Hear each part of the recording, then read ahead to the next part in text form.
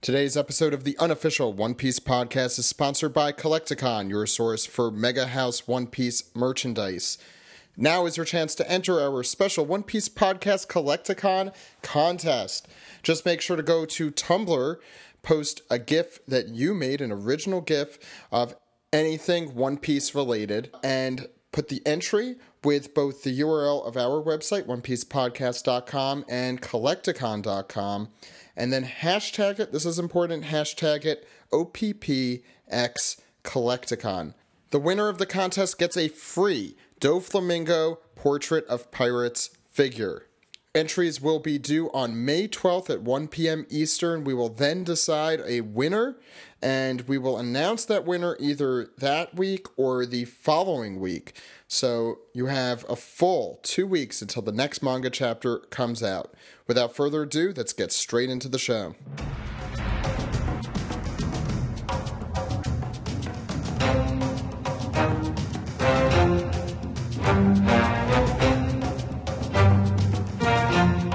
This is the unofficial One Piece podcast, episode 315 for the week of Monday, April 28th, 2014. My name is Zach, and I have no co-hosts, and it's sad. But we do have a lot of very special guests. Of course, our normal very special guest is Stephen Paul, translator of One Piece and Weekly Shonen Jump. Hey, Stephen. Hey, what's up, guys? Not much. We have our chief news leader, chief news correspondent, contributor. We have William. Hello, guys. You're giving me way too much credit with the chief there. Well, so, you're going to be a chief something. You could choose what you want to be chief. Thanks for coming on, William. And we also have a special guest. We have Greg. Hey, Greg. What? Who are these people? Where am I? What's going on here? It's been a while. Yes, it has, but it's good to be here. It's a holiday here in Japan, so I'm off on your recording time. And did we talk about? I don't think we talked about Anime Boston even since we have so much to talk about Anime Boston. It was amazing. It was your first anime convention. It was my first anime convention. It was something that our fans made possible. Big thanks to Cody. Man, I've been listening to the podcasts that he was on, and it's great hearing him talk with you guys as well. Big contributor. Man, I mean, you know what it was? The cosplay is what blew me away. Both days, I don't think I left the show floor for more than just getting a bite to eat for lunch. No. And I just constantly walked around, up and down the halls, back and forth, up and down all the floors. And I just walked up and down, weaving my way. And I don't think I saw the same cosplayer twice. It was insane. My hat's off to you folks. My only suggestion would be, if you're going to a Japanese anime convention, don't do cosplay as something that's not a Japanese anime. If you know what I mean, Homestuck. Leave it at that. Yeah. So you were telling me, dude. You were like, hey, Homestuck, and I was like, oh, okay, cool. And I looked into it, and I was like, oh, okay, this is kind of interesting. And I read the history of it, and I'm like, wait a minute. This is a foreign-based webcomic?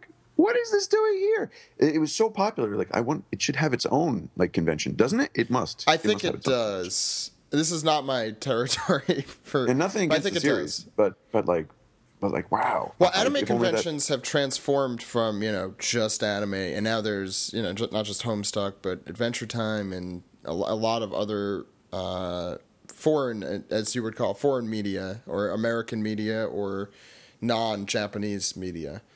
One of the coolest things was definitely a Link, and was it Majora? Like the fully transformed Majora from Majora's Mask. Very cool cosplay. I don't know. I have a lot of the photos up on my Twitter. I just went around snapping shots the entire time. Besides our world premiere of One Piece Podcast Goes to Japan, and the panel, which was phenomenal. Yeah, that was so many people, filled room. Jose said he'd be putting that up pretty soon, so look out for that. Yeah, I think Steve and I we admit it, we're very jaded when it comes to conventions. So it's really nice to see Greg from your, new virgin eyes. Virgin eyes. I was going to say newborn, but virgin works. To just kind of see what a convention looks like to someone who hasn't been to a anime convention. That's cool. I haven't looked at it that way in a long time. I've been going to these for like over a decade. So it's, yeah. I felt like such a noob. I was like, hey guys, let's go to the convention. You're like, hold on. I'm going to chill out for a little bit more. No, it's good. You got the most of it. You definitely got the most of it. Oh, come on. Greg wants to ride the Dumbo ride. We have to take him to Fantasyland. Greg, you had to do that with me in Japan anyway. So, I mean, it works out. Yeah, so I'm going to be on Jose's podcast this week also. That's for a good segue here. Toonami Faithful Podcast. He gives a little update on OPP Japan. It's well underway. Hopefully, we're in the final. I think we're in the final stretch here. I could say that. I think we could. Yeah, we're hopefully working on the final cut. The final cut, which will be nice and I guess compact for everyone and enjoyable running time. And we need to next get that approved by some of the higher ups at Shueisha and Toei Animation. And once we get the okay from them, we can start talking about distribution. And I can't wait to start talking about that, because that's when it's going to be big for everyone. We're going to have it out there, and really looking forward to seeing the reactions. Yeah, and we get questions about it very often, which is good. You could keep asking us. I'll just, but we don't know yet, so we'll let you know as soon as we know. But it's great to see that the interest is still there. Keep it going. It's going to be soon. Don't worry about that. Also, we are going to be at Anime Central, and by we, I mean Steve. So check that out. That's going to be, I believe it is the second week or third week in May. Check it out at Anime Central's website.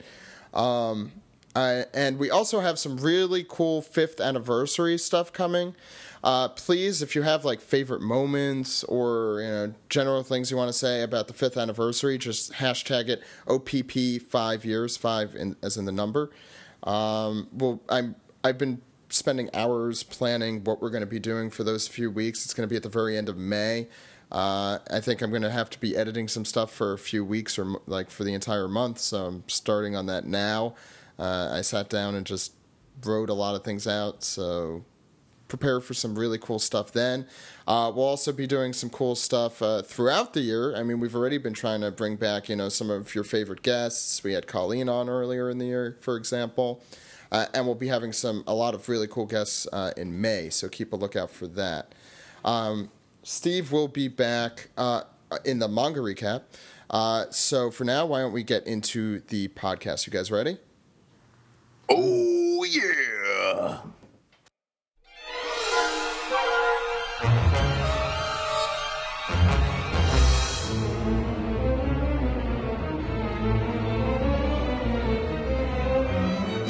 This is the Manga Recap for Chapter 745, The Birdcage. Steve, what is going on the color spread? Well, it's laundry day, and there's monkeys, so Oda copied us. Oda copied Sai. Mm-hmm. Us, we're a collective unit. Well, that's true, where it's us. But, yeah, kind of a big coincidence right there. We release a color spread with monkeys. Oda releases his color spread with monkeys. Literally like 1 week after. Coincidence? I don't know. It's so much of laundry day. I think some of them are doing their clothes. Usopp's cleaning out the cannon. Cannon, yeah. Well, Frankie hooked up water to a cannon. Defeating the purpose here. Zoro's playing the washboard because he's part of. He's a Frankie in his half-dressed state with a large phallic implement shooting liquid everywhere. There's nothing suggestive of that at all. Of course you take it there, Steven. I don't get the person who always takes it there. I think the best part of this color spread is Robin carrying the women's underwear, and Brooke is inquiring about it. Very politely, I might add. Yeah. Mm-hmm. Well, that's his style. And Robin does not look happy about it. Yeah. Nor does Nami. That's the trend I'm noticing here. Nami's just like, hey, cut it out. Stop this tomfoolery. I'm trying to hang up the few clothes You're making a mess. Oh, no. I just fell on my bottom into some butterscotch. Okay, so anything else to say about the color spread? Besides how incredibly coincidental. Usopp doesn't seem buff anymore. Yeah, what happened to that? He must have skipped on his regular training. Yeah, I guess that could go away pretty quick. Usopp has just been on a decline, going back to be a coward, and Zoro doesn't either. lifting weights. I don't know. Okay. These guys got to get back on the muscle milk. Well, clearly. Any other little things in this, or is there anything else? The monkeys are numbered. I don't know what that means. Randomly, but I was thinking, did they probably steal not clothes? randomly. But let's think. Chopper is the 5th crew member. No, Sanji's the 5th crew member. Is it the Shibani ranking maybe? Oh, Like I should something probably similar? ask this too. Frankie is wearing a rainbow shirt with the word "out" on it.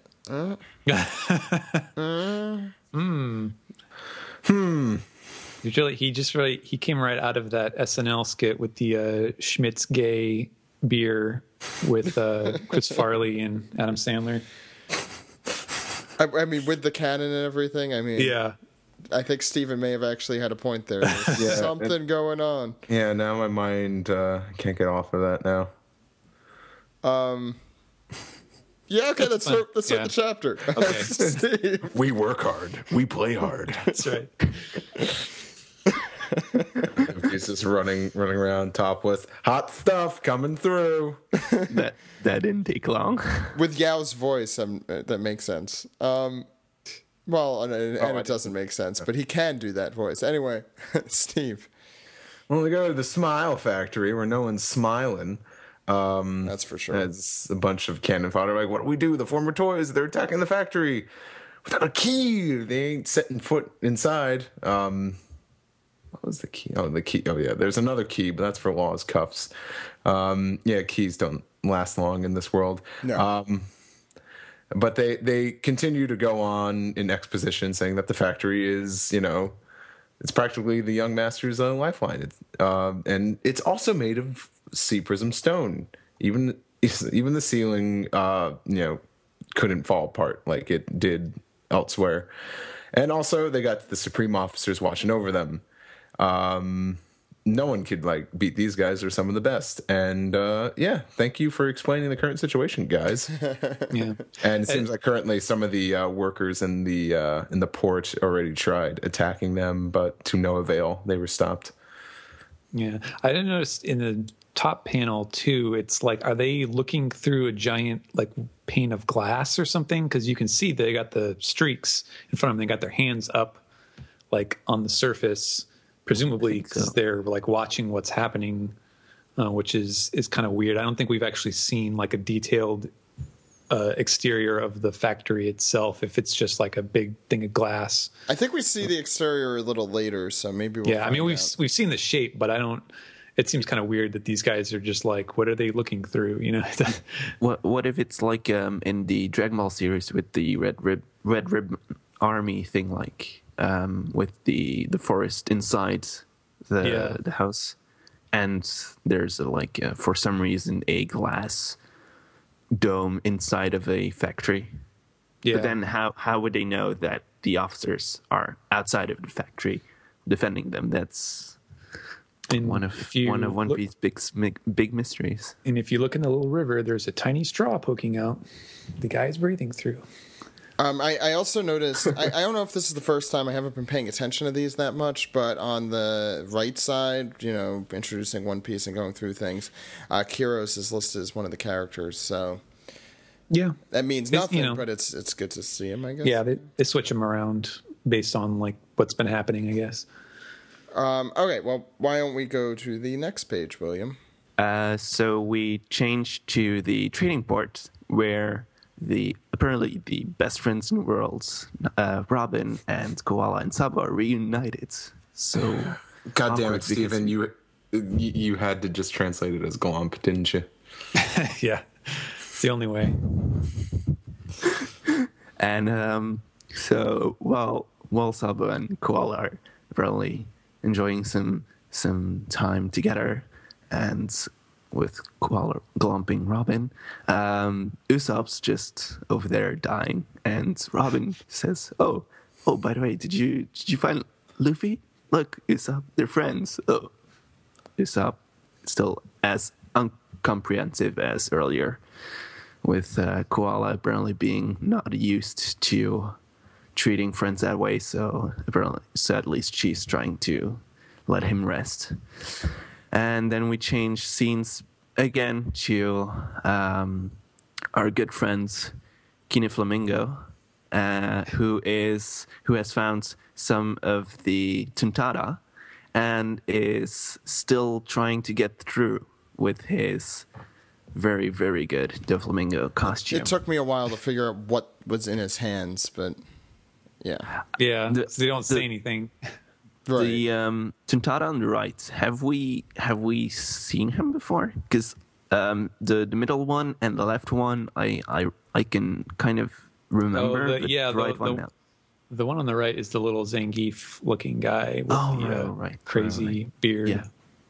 And then you got the Atlas Bug one and the one that was with Zoro.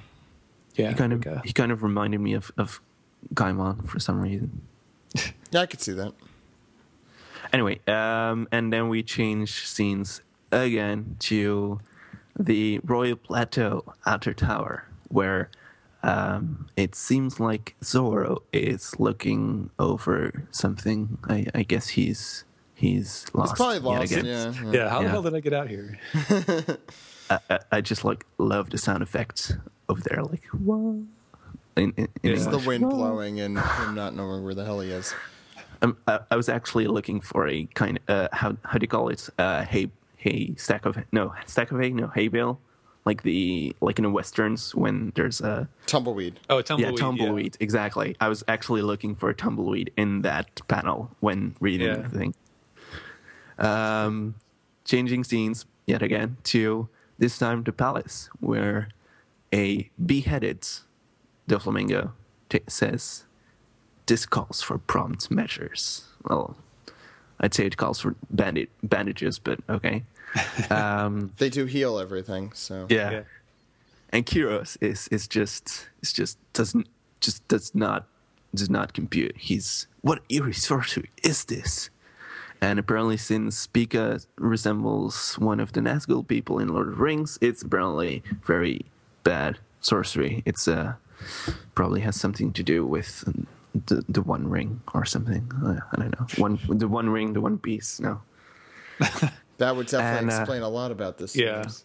So he doesn't understand how he's alive, and just to show Kiros how you actually behead a man, he says, "So this is how you behead somebody," with Luffy and Violet just looking at him, being all, "No, look, watch out, soldier, Kiros, watch out."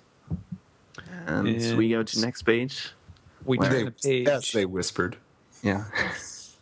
We turn the page, and that seems like it would be. This seems like it would be an effective way to behead someone and possibly also just completely obliterate their body, because his roundhouse kick just severs all of the towers of the palace. And I do love, whenever Oda, because he's done this a lot, it seems like over the past 5 or 8 years or so, going back to the Tower of Awe come to mind. Like when he has buildings split in half, they don't just get a crack in them and then they sort of slide down and fall apart. Like they fly off the top and just soar through the air. Doflamingo just does not care what he destroys. Yeah. Like, look, you knock my head off, I'm going to knock off this entire building. Yeah, just wanton destruction. Yeah. But we can see, of course, Kiros is all right because Luffy just snuck in and threw him to the floor to keep him out of harm's way, which Doflamingo notices, and we get this cool kind of long distance shot of one of the towers just crashing to the ground. Well, in the previous panel too, Luffy kind of gets that Goku hair that we saw in the New York Times ad. It's like your second hair. I don't know. That's well, probably how you describe it. One would assume this is in very fast motion as he's throwing Kyros down there, but you need Goku hair to go in fast motion. Yeah, for those who don't know, that's true. Yeah, but we can actually see that. Yeah, there are actually two of them here. We have the beheaded Doflamingo and then the non-beheaded Doflamingo, both there at the same time. Even Baby 5 is not familiar with this trick because she says, "Oh, there are two masters." For those keeping count, this is the second and third Doflamingo we have seen this chapter, because we also had Kinemon, so 3 Doflamingos. Nice. Three Doflamingos. Because you wanted more, and now you got more. It's a Doflamingo complete set. Look, Doflamingo is Order really now and get 3 more Doflamingos for the price of 1. Just pay for extra shipping and handling. No strings attached. Oh, I knew that. That doesn't even make any sense. 4 orders of $49.95, or you could get a free one from Kolektakon if you enter our contest. Anyway, go ahead, Stephen. Synergy. Yeah, they both kind of converge on Luffy, and he just kind of spins away in the last second. Very, very intense pages here. On the next page, Kyros apologizes to Luffy as Luffy bolts into action. He's like, "No problem, it's fine. I have this to do right now." Winds up Gum armament jet Gatling, and you see Doflamingo's the side of Doflamingo's body just. Well, that's Doflamingo's doing the armament. Oh, he's the one doing the armament. Well, I assume that everyone's doing the armament. Well, I guess not everyone's doing the armament, but Doflamingo is. And even his feathers armor themselves and flap a little bit, as Stephen had to write in. And a really cool attack there from Luffy. I like that panel. It's a cool angle. I don't know when the last time we've seen something like that is. And then a decapitated Doflamingo comes up from behind Luffy and swipes at his back, successfully hitting him in the back. Luffy kind of while hitting the floor, though, he runs into Doflamingo's fist, which is also armored with hockey. Ouch. So does not look fun. Yeah, I would have rather that been the other way around, but why don't we go into the next page? Steve. Scars on the back are Luffy's shame. Yes. And we get the... usually we see Luffy in this position of post punch to the face. It's kind of getting a taste of his own medicine as Luffy tumbles and hits a wall. And Kira still refers to him as Luffyland. Which that was endearing, I guess is the word I used. It's like, how are there 2 Doflamingos? And as Luffy confirms that did hurt. That always happens when he gets hit by something. I believe what was the headless Doflamingo? The headless Doflamingo. No, that doesn't work very well. No, it really doesn't. Kind of he's a flamingo and he's headless. Deteriorates by turning back in the string, and Viola says, "It seems the Marriott it's made out of string." I've never seen him do that before because you never reveal your best tricks for free. Yeah, apparently. And as Doflamingo kind of turns back towards King Riku, he says, like, "Do you remember how it felt that night 10 years ago when you cut down all your beloved citizens and just burned their houses down?" And Riku's like, "Yes, it still haunts me every night. I get night terrors from it." "Why do you ask? Surely it's not related to what you are doing now." And the one panel of just King Riku just running through the night with the caption, "Someone kill me." It shouldn't be funny, but it's so funny. Yeah. I will often ruin seriousness with funniness. Look at them, it's so cute. No, it's it was pretty horrible. We remember that flashback. It says like, and Doflamingo goes on, "Well, that massacre that happened to you, that's only like, it's only minor leagues here." And Riku's like, "Look, that's crazy talk. What are you planning?" It's like, you can't repeat such a tragedy again.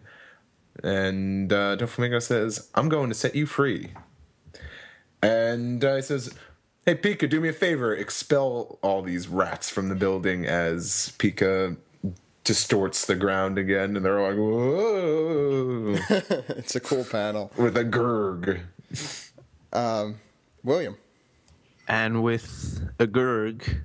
Or a thwump. This one's a thwump. Oh, yeah.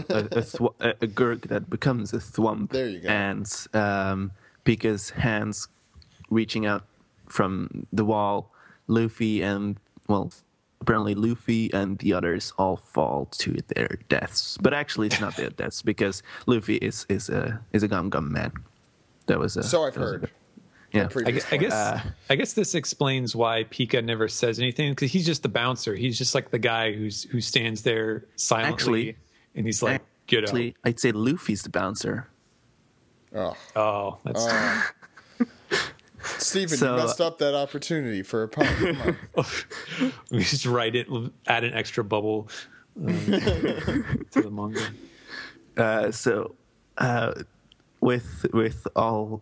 With Riku falling to Luffy's belly, inflated belly, he just says to the flamingo, "Please do not hurt this country more than you already have." Well, Meanwhile, I think it's going to fall on deaf ears. Yeah, yeah. Especially since the person who's going to hurt the country the most doesn't have a head anymore. So, and we change back to Doflamingo. Beheaded Doflamingo, who's enjoying the new skylight they've cut into the roof. Nice to have a little open air kind of feeling going on.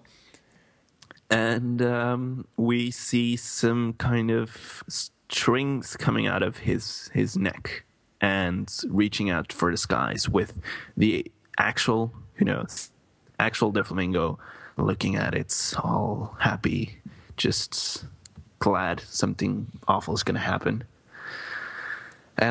Luffy, we go back to Luffy and the others, and he remarks he was pretty quick on this remark. He says, "Oh, he pushed us out of past the outer towers. We can't reach the Flamingo as long as Beak is with him." With a view from afar on the strings going up in the sky, Law is just looking as if he's looking into Death's eyes, saying, "It's begun. The birdcage." It's the most over dramatic thing Law has ever said. It has begun. The birdcage. Begun. The Clone Wars have.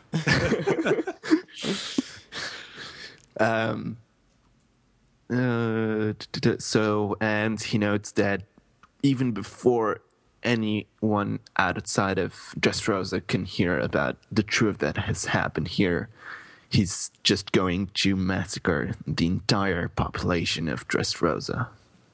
What? It's pretty bold. Yeah. And Stephen.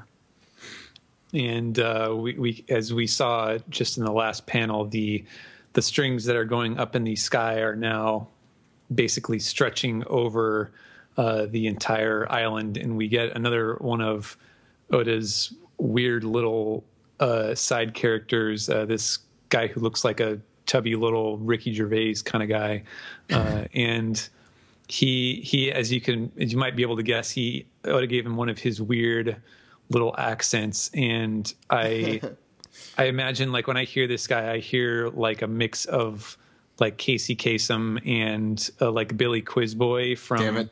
We don't have Brothers. Dude here. We don't have Dude here, so he does a good Billy Quizboy. Did Billy Quizboy? Well, he also does a decent Casey Kasem. Yeah, but he's just like, "How the heck should I know? We're getting off this island." perfect. There's a bucket of payday bars in there. And he's like, "There's no point trying to get back at Doflamingo. We'll be right back where we started." What is he what is he from? Was he from Fargo or something? Oh yeah.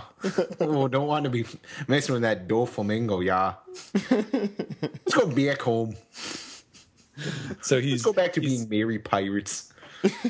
He's running. He's trying to escape apparently to the docks, I guess. But he doesn't notice that the kind of wall of strings is right in front of him, and he gets right up next to it. Yeah, and it just like he's just like the tip of his hat just slices right through it, and he's like, yeah, and he freaks out because as we see here, the full view of the island, they're basically blades that are, it's a giant birdcage that is holding everyone in, and you can't squeeze through because they're apparently razor sharp. So Steve, I think your prediction, though. Damn it. Yeah. So you didn't like it? Yeah. No, on the show last week I said, I hope it's not like a literal bird cage, because it's kind of what it is. But it's a little bit more than that, so I can't really complain. But me and my big mouth, this is why I don't like to predict so many things, because if I say something, I hope this doesn't happen, and it does happen, I don't want to have to be like, no, I was kidding. I actually really like this. Yeah, it is kind of silly in a way, but I think what it actually does, it's not silly at all. Yeah. And apparently I guess we could surmise that it somehow has some kind of like radio blocking power as well, because the Marines with Vice Admiral Bastille are saying that we can't get in touch with headquarters now. The signal is not getting out. We can't even reach the base. No one, they have not been able to report anything that has happened, presumably, including, just the craziness that happened in the previous chapter or two with all the people turning back from toys into humans. There's been this huge upheaval in Dressrosa, but the Marine headquarters, they don't know. And Fujitora, in his usual style, is just sitting there silent as people what's going on near. He's like, oh, that sounded like an explosion, kaboom, and people are screaming, and it turns out that it's Doflamingo's old trick. People are like, what are you doing? That's a civilian home, and no, it's not me. My body is moving on its own. So the Marines are, against their will, they are opening fire. We see the strings coming down and hitting them and manipulating, and then we just get this close-up panel of Doflamingo announcing his parasite move as he is taking over all these people's bodies. And actually, before we go to the last page, I think we have a special guest here with us for the manga. Is he there? My name is what? My name is who? My name is Wicca Greg Werner. No, that's not that special. Okay, so Greg, chime in with whatever you want. Let's go into the next page, though. Bastille looks on as something is happening to Dressrosa, and we find out that the Royal Plateau is actually sinking while everyone goes crazy. And we've got a special cameo from Dosun here as well, from Fishman Island. Oh, yeah. No, I'm just kidding. No. The sound effect. The sound effect is the same? The sound effect, which Stephen has, I think, appropriately translated as zoom, is literally Dosun, which is his name. And who's the one reporting in? I guess it's just some random person. Yeah. Apparently they work within the confines of the birdcage, because they were just saying, we don't have any signal. The previous page, but I guess there's signal within the birdcage, right. It's not to the outside world. And people are running wild, attacking people indiscriminately. We've seen this before. It's familiar for us readers, not familiar for the civilians and Marines. Meanwhile, Luffy is with Law and Violet and the rest of them, and apparently they realize the ground is lowering.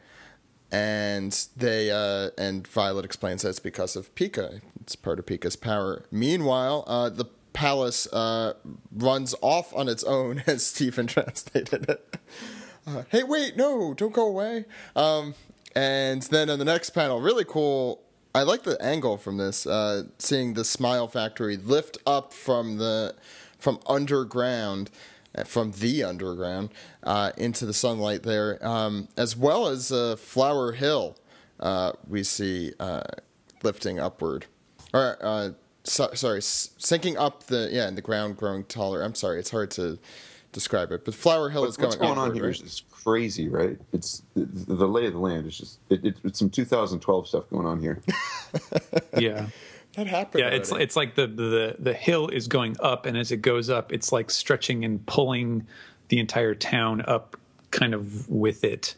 It's cool seeing the extent. I mean, we know, I guess, that this is Pika's power. It's cool seeing just how far that power reaches. I would not have thought this. He's one of those ones that I think we can assume has trained his powers to some kind of maximum. I mean, you've got people like Mr. Five, who, if they showed up now in the story, I mean, they could be like amazing. He'd be like, yeah, I can throw an atom bomb at you if he was like, it's powerful enough. Right. But then you've got people who like, I don't know. Let's say someone who's very quite simple. A paramecia throw somebody at me from. Okay, the lady who can change her weight, right? I was about to say, yeah, Miss Valentine, but I wanted to stay out of Whiskey Peak. All right. Well, we've got name another character. Mr. Nine? Like, no. Miss Monday? No. And then we've got characters like this who are just like what Crocodile were talking about when they were saying, you've got to bring your powers to the next level. This is insane. This is like almost Whitebeardian level or Aokiji level that we're seeing here, being able to use his devil fruit powers to this extent to change an island. That's crazy. And to round out this page, Doflamingo begins his speech to the people. Wow, you can see what's on my mind. The people of Dressrosa and to the guests of Dressrosa. Greg, finish us here. Yeah, and he starts into this great speech. Let's be honest here. I could have ruled with an iron fist from the start. He's telling the people. He's really, really just coming out to them all now. But now that you know the truth, a great number, no doubt, wish to kill me. And of course, I was so happy when I read this. Let's turn it into a game. And I don't know where Oda's going to go with this, but I hope we're going somewhere good. I'm in Palace. He says, I'm not going anywhere, no hiding. And, if you kill me, then it's game over. But there's one other way to win. And I'm going to give you a list of names. And if you manage to kill those people, well, I'll give you, a bounty. I'll give you some money for that. So it's kill or be killed. Every man, woman, and child in this country is a bounty hunter. And the only way to survive is to seize yourself a bounty. Oh. The arc definitely just changed a lot there. Greg, since you weren't on for the first half, your thoughts on the chapter and where it's going to go from here. Well, great speech. I will say the only thing I'm a little bit concerned about is Luffy and his crew basically seem to have won over a lot of the more powerful individuals that are here in this town, the Colosseum people. I mean, they're all basically indebted to Usopp at this point, right? Yeah, but then look at that panel where he's like, "Yeah, I want some bounties." Yeah, music to Dagama's ears. Yeah, he was all about money, eh? Yeah. But the thing is that they were all like, "Oh, well, we're loyal to Usopp," and as soon he hasn't named those names. I'm wondering once he names the names, then what will it be like? And I mean, even if it's Dagama, I mean, he's not exactly a threat. So I wonder where he's going with this. I don't doubt that this is something interesting, but I don't see it being some huge Skypiea kind of dragged out survival game. But also, I guess looking at this final shot of the birdcage from the ground up, if I'm seeing it properly, the palace has moved up to the very top of Flower Hill. Is that correct? You see that? Yeah. Yeah, there to the left. Right. Yeah. Now that's very important. I mean, that has a lot of I guess sentimental value, position-wise, to Rebecca and to the soldier, because that's where they lived. And I didn't, that's where they had their house in the middle of Flower Hill. And I didn't quite understand the layout of Dressrosa, but a couple of weeks ago I was at the Hanami, the Sakura viewing party for the anime staff of One Piece. And one of the art directors was like, "Hey, Greg," he was like, "check this out." He whipped out a freaking map of Dressrosa. and all done with the layout of each town and how it's done. And I was like, oh my gosh, so this is how it looks. And he's like, yeah, and here's Flower Hill. And I never quite got what Flower Hill was like. I didn't know if it was in the middle of the town, if it was just this thing. But yeah, it was literally just this I guess cliff that jutted up from the middle of the town. It was just kind of there in the middle. It wasn't connected to the sides. You know how it has very rocky, prominent sides, right? The island itself. It's not connected. It's just kind of there, like it is. And as you said, it kind of rises up here, taking like steps, like rice planting steps, STEP, like the Inca, yeah, up with it. And then we've got the hill up there. But what I don't understand is why the hell did he bring up the Smile Factory? What does that? How does that help him? Well, that's why there's a double exclamation point right above it. It's very curious. Just wondering if you guys have any thoughts on that. Steven? I don't know. I mean, he's definitely. It could just be, for kind of artistic purposes to, in order, not have this thing be in this kind of hard to depict underground area, but having it up in this very kind of iconic spot where it's easily recognizable. And he also, in the scene where they establish that, they show that, now you've got Treble and Doflamingo there, or Diamante there, guarding it. So Doflamingo, in addition to all this other stuff, he sort of doubled down on the security for the factory, because he knows, okay, things are bad from his perspective in various spots around the kingdom. So tighten your security around the most important parts, which in this case would include the Smile Factory. But I don't know. I can't say if there's like a strategic reason to have strategery put it. Yeah, to put it all the way up there. As Will Ferrell would say. I'll offer one thing, which I think maybe Zach. I don't know if you're heading in this direction as well, but it's possible that, and this would certainly not help Doflamingo. So I'm wondering if he's intending this to use that as a prison, perhaps. Because, as we heard, it is made entirely out of sea stone, so that would be a way to contain any devil fruit users for certain. Because what's ironic here is Sabo would have been the perfect person to destroy that, but now he has a devil fruit.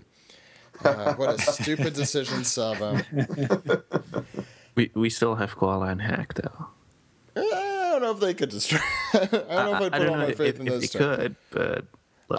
I mean, what I think it is we're going to see in whatever the final fight or fights are going to be. I think the way the new layout of Dressrosa is going to perfectly accommodate whatever is going to happen. So maybe I'm saying is maybe Doflamingo didn't have as much of a specific plan as Oda did, but I wouldn't. Doflamingo is weird because sometimes he makes some really stupid mistakes, like putting the devil fruit out there, which he really did not have to do. And sometimes he makes some very smart moves or some very moves that are just end up being very convenient. So it's hard to tell. Also, did he destroy half the Colosseum there? So it kind of now looks like the Italian Colosseum, like the Roman one. He did. Yeah. That could have also just been from all the craziness with Sabo and Burgess, and well, it did go through a lot in the last. Yeah, they said it was going down. Yeah. Well, all Colosseums eventually fall, apparently. Greg, go ahead. Have you guys discussed this law panel yet? Where it's begun, the BIRDCAGE. We did a little bit. Steve ran out of battery, but he did talk about how overly dramatic it is for Lana to do. Well, I have a feeling that this is the BIRDCAGE is probably at the root of Law's pickle with Doflamingo. Yeah, I think he has a pickle to pick. I don't know why I said pickle. It's supposed to be bone, but we're going to say pickle. I'll take it. Thank you. I'm just going to say that Law was a sickly child, and Corazon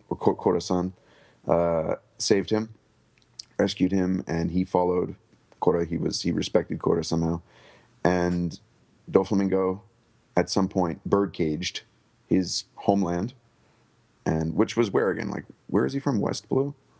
I think he's from West Blue. He's from West Blue, yeah. All of the Law fans now hate me. He got it wrong. Kill him. No. Yeah, and I don't know. That's just my thoughts on it. I hope I'm wrong. Any other thoughts on that or the chapter? I would say for absolute certain, we kind of knew this already, but this chapter definitely makes it clear beyond a doubt that this is no longer, Oda's kind of recent habit of having 1 year arcs that are kind of contained within 3 to 5 volumes. Like, this is definitely, if you thought we were getting to the climax of the arc, this just opened a whole new can of worms. I still think we are. It's just going to be a very long one, I think. But it seemed like Doflamingo was on the ropes, and this makes it very clear that he is nowhere near on the ropes, even though the Straw Hats have put a major cramp into his plans. There's still a lot to get through in order for them to beat him. And if nothing else, just the sheer kind of plot complexity of having to do the people turning on each other and the potential for more, not even the Straw Hats versus the Doflamingo family, but the Straw Hats versus various other people that we've already seen in this arc as they kind of inevitably start to turn on others, and so it was a big power shift, I would say, for sure. By the way, Greg, North Blue. North Blue? North Blue. See, everybody hates me. Only the all craziest the of Law fans. I think you'll be fine. I think you'll make it out alive unscathed. What did you guys think about? I mean, we've been discussing how he's going to get out of being beheaded. What do you guys think of the explanation of that? Well, it was kind of half an explanation, right? It was sort of like, okay, well, he has a body double made of strings, but I don't know, it didn't feel... Why was it there in the first place? Right, yeah. Yeah. He's also able to project his voice? Is that what we're supposed to gather out of this? Well, if it's a marionette, I mean, if you're a good ventriloquist... That's what I mean. Robin is able to make her clone speak as well. The clone made of flowers or hands. Right, so. But is this a clone, or is this just like a very realistic body double, like lifeless body double? You know what I mean? Yeah, and not to mention that he can do the same attacks and everything, like because he slashed Luffy on the back. Yeah, where's this picture of Zoro? I think it's early on. Our weekly update, the Zoro weekly update. This time he's lost. He's still lost. Yeah. I did love Zoro now? that page. It was just like here are these people in like 2 panels each, and that was it. And the rest of it is is the Doflamingo stuff. Doesn't Zoro not look great though? Yeah, look at him. Look at him. That's like almost pre-Skype. That's like Alabasta Zoro almost, like just the style, how he's drawn. Great job there, Oda. Jeez. No, I like it a lot. Yeah, and the white background, like just nothing. Which is kind of cool considering he's just standing out there in the middle, as William said earlier, tumbleweed going by at the top there. I like it. It works. But he's on the outer tower, right? Yeah. The Royal he may Palace. accidentally end up in the perfect spot because of him getting lost. I mean, that's happened before. He's the wild card. Yeah. Any other thoughts that we haven't touched upon? Besides the glomp and the everything else? I'm sure Oda's super happy to be rid of that tower on the palace. I think his map for that has gone through several changes as time has gone on. And I think he's happy to be rid of it, not deal with how many floors it has or doesn't have or whatnot. Well, now that the map of the town is now also completely Now that the map of the town is now out the window. Yeah. That does make me wonder if if he had that idea from the start, if he was like, okay, well, Pika, I can use him to shuffle things around, or if he was just sort of like, I never really got a chance to like make a clear, obvious map of the entire country and how all this stuff fits together. So I'll just have him rearrange everything so I can start over from scratch. That's what's interesting. I'm pretty sure, because for the anime, that map I was talking about earlier, for that to exist, it'd have to be done, several months ago, because 5 or 6 months in advance to when they first arrived in Dressrosa. So, because that 5 or 6 months being how long it takes to produce a single episode, I was in your boat. I was unsure whether he had this set up or not, but evidently he did. So, and that made me really happy, because I'm not so sure he's planned, especially with Fishman Island, being how some of those things turned out. With respect to it's a bajillion kilometers. I don't know, whatever it was. I think he has all of the town planned out. I don't know why he has not put it in the serial version yet, but it looks like he's got it all. And may I just say, I was speaking with the owner of All Blue last weekend, and he mentioned that how that pirate dude, the random pirate guy that gets his stash sliced off, he was saying, "Oh man, he looks like Kiba Gairu pirates. What are they? The guys from Fox the Ark, the ones that lose their captain." Oh, He's yeah. like, he totally looks like him. He's like, I bet it's him, even though his pirate mark is different. I'm just like, I don't know about that, but interesting. Well, we found out he was Casey Kasem mixed with the Venture Brothers. Billy Quizboy. Billy Quizboy. How did I forget that? I like the birdcage, though. This is kind of what I envisioned from the start that Dressrosa would be. Is just this place covered in crazy strings where everyone was controlled. I was kind of surprised when I found out that they were living of their own, sort of living of their own will. Well, now they're not. Yeah. Now they're not. No, Yeah. this is... What really sucks, Greg, is you got to see the exclusive look at the map of Dressrosa, and then, a week later, it's thrown out the window. Well, see, now, it all makes sense. Half that bridge is taken out. Oh, yeah. So... Yeah, not the entire island is covered, just the part above those giant pillars. Who knows what's... Does this also put, like, an interesting... do you think we're going to see the Twirly Brow Pirates again, Sanji's group, because they are now not able to communicate with Dressrosa? Or that might be important in some way going forward? I don't know. I think there's just so much going on. I mean, you saw it just like, I mentioned earlier, you have one page that is just nothing but here's where this person is, here's where that person is, here's where this other person is. There's so much going on. I just don't think Oda could, the momentum is so high at this point that I don't think he could turn away from that and start, quote unquote, wasting time with the other Straw Hats that aren't in the picture anymore. I guess I'll give one last question then. Do you think we'll be getting a new cover page story starting next, 2 weeks from now, because we're off again next week? Okay, I'll tell you, it's not a new cover story next week. I think he could probably do a few more weeks if he wanted, just depending on who he puts in there. Yeah, I think he's still got some time. Come on, Steve, I'm dashing my hopes.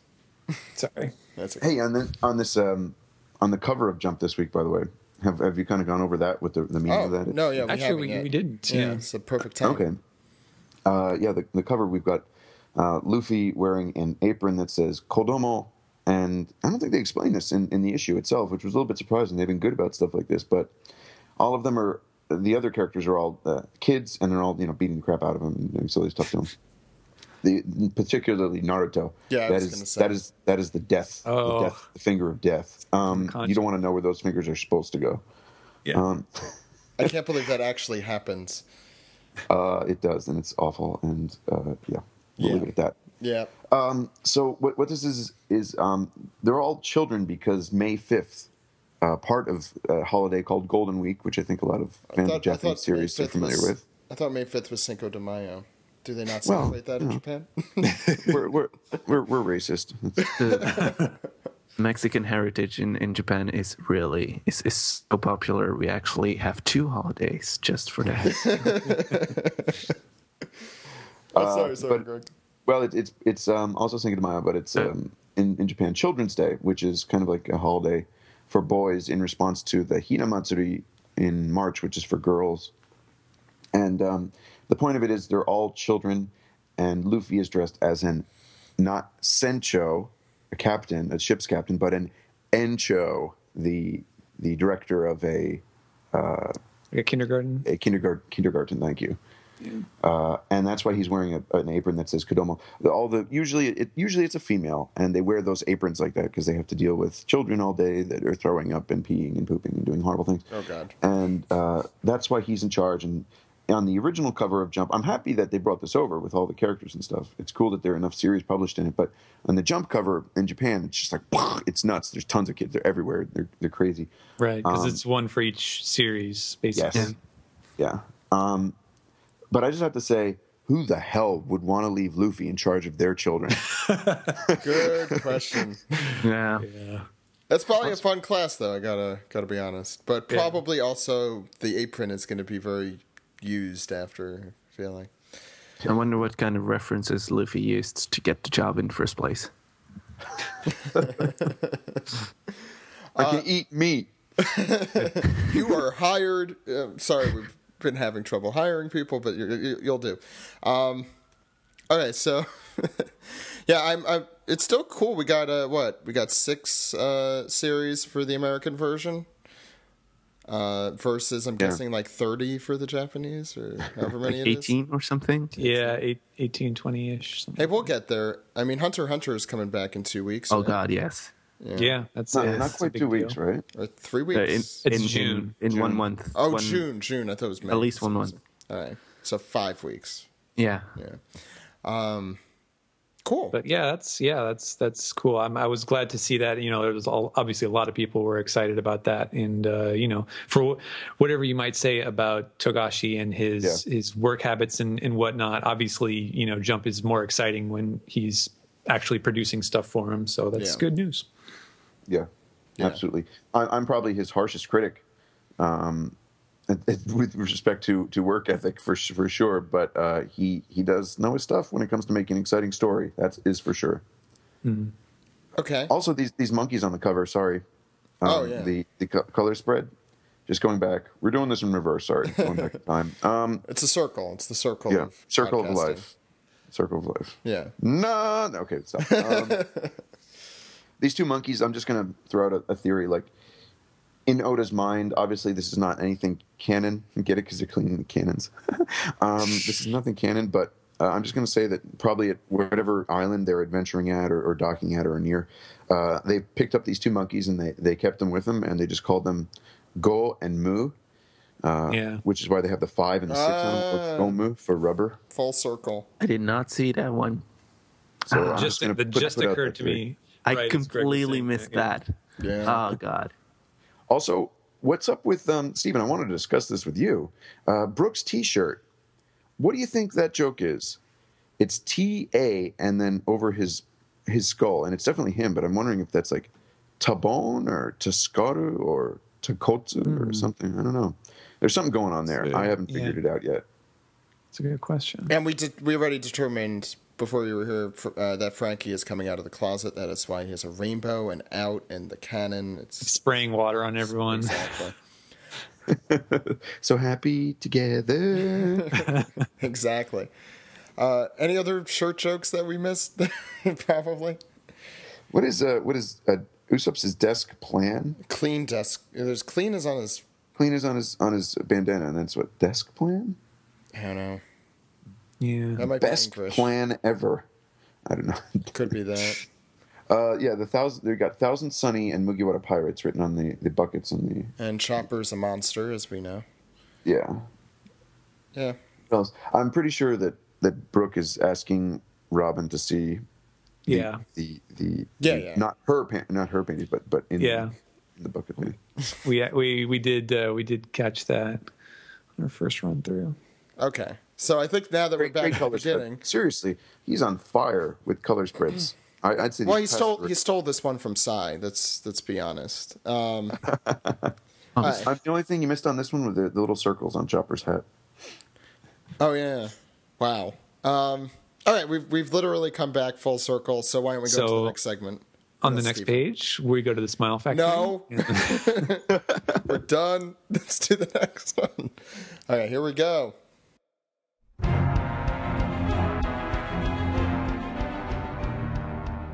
Today's episode, as always, is sponsored by Kolektakon. Check out One Piece Mega House merchandise at kolektakon.com/One Piece.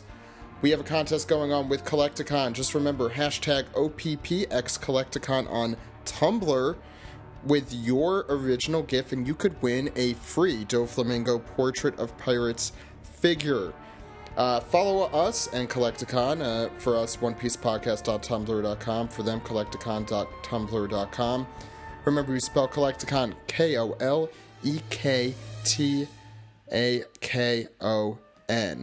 Again, Kolektakon. I want to make sure I did that correctly. So just hashtag that OPPX Kolektakon. Put the 2 URLs in the entry and make sure it says entry for the One Piece Podcast Kolektakon contest with the GIF that you made. Without further ado, let's get right back into the show.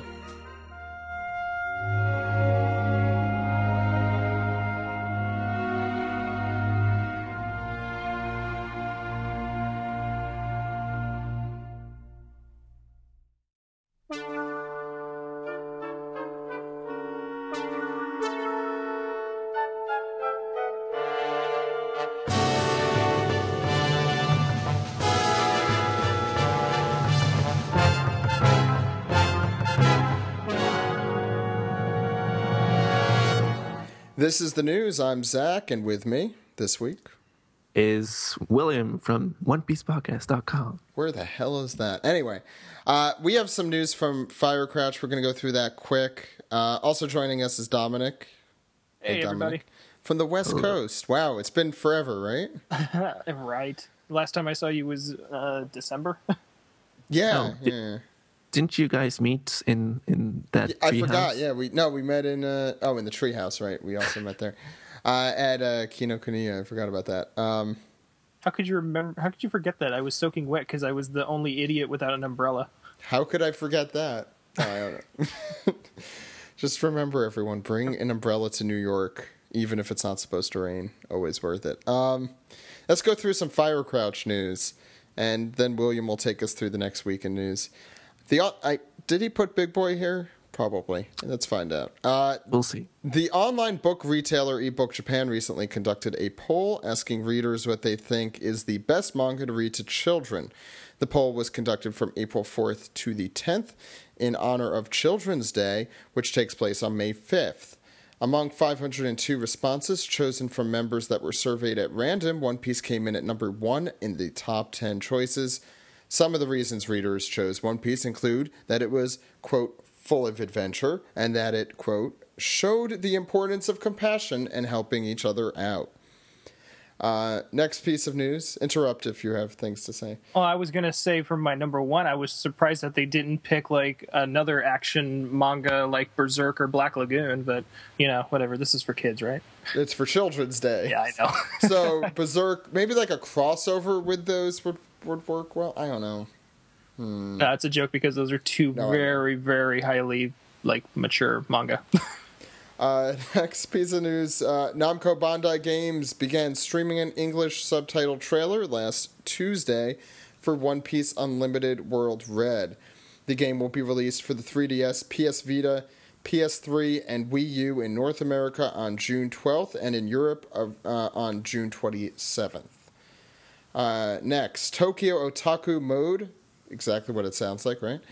Recently published the results of a poll they conducted in January, asking followers on Facebook from around the world what their top tearjerker anime is, and for the overall results, One Piece came in 7th place with a grand total of 39 votes. Firecrouch, why are you reporting on this? Wait, what was number 1 on this? Wait, for both female and male results, One Piece came in at 7th place with females' votes at 21 and male votes at 18, 2.9%. It's 2.9%, so I don't know how to do the math on that, but that doesn't sound like more than a few hundred voted in that poll. But okay. Is this like Family Feud? 100 people said. Yeah. Top answer on the board is not One Piece this time. Not One Piece this time. I'm sorry about that. One Piece Volume 73 came in at 38th place on Oricon's Japanese comic rankings. This is like Firecrotch's perfect week. One Piece doesn't come in at number 1 on anything except that one thing we said earlier, the Children's Day poll.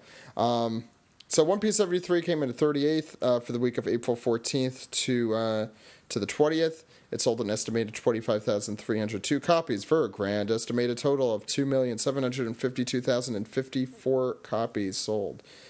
And finally, for the Firecrouch news of the week, One Piece was the 6th highest animated program on Japanese television for the week of April 14th through the 20th. It scored an average household rating of an 8.0. Has not been doing that great, but William, this is a good segue. What have you been preparing for the next week for our website? Well, Zach, actually, there are three pieces of news that will come this week on the official One Piece Podcast website, onepiecePodcast.com, and those will be the reveal of the 644th One Piece anime episode, as well as a overview of the crossover images drawings included in this week's Weekly Shonen Jump that was drawn for the Children's Day celebration that is going on in Japan next week, May 5th. So, I'll add the One Piece related drawings and perhaps even the other pages as well, depending on whether or not people want to see them. So, yeah. Cool. And I might also have an interview from the official One Piece website with art director. Let me check here. With the official. Sure he has a name. Yeah, I'm pretty sure he has a name, and his name is. Is it in Japanese? Yeah, it's in. Let Zach say it. He loves to butcher. No, Japanese don't. Wait. Let me check. It's. I'm Are you gonna make sending me do it to you? Oh, yep. No. Eiichiro Oda. No, wait, that's not. Oh, don't make me do this. Do it. Yoshike Ryuji. No? That wasn't bad. The first one it was good. The second one was Ryoji? It's just Ryoji. It's just a long O. Ryoji. Nada. I'm sorry. It's good. So yeah, looking forward to that. And we might also have some other pieces of interest news this week, depending on how quickly we can get it done. So be sure to check out the One Piece Podcast website at onepiecePodcast.com. I presume that's where that is. All right, why don't we go into the next segment, guys? You ready? Yep.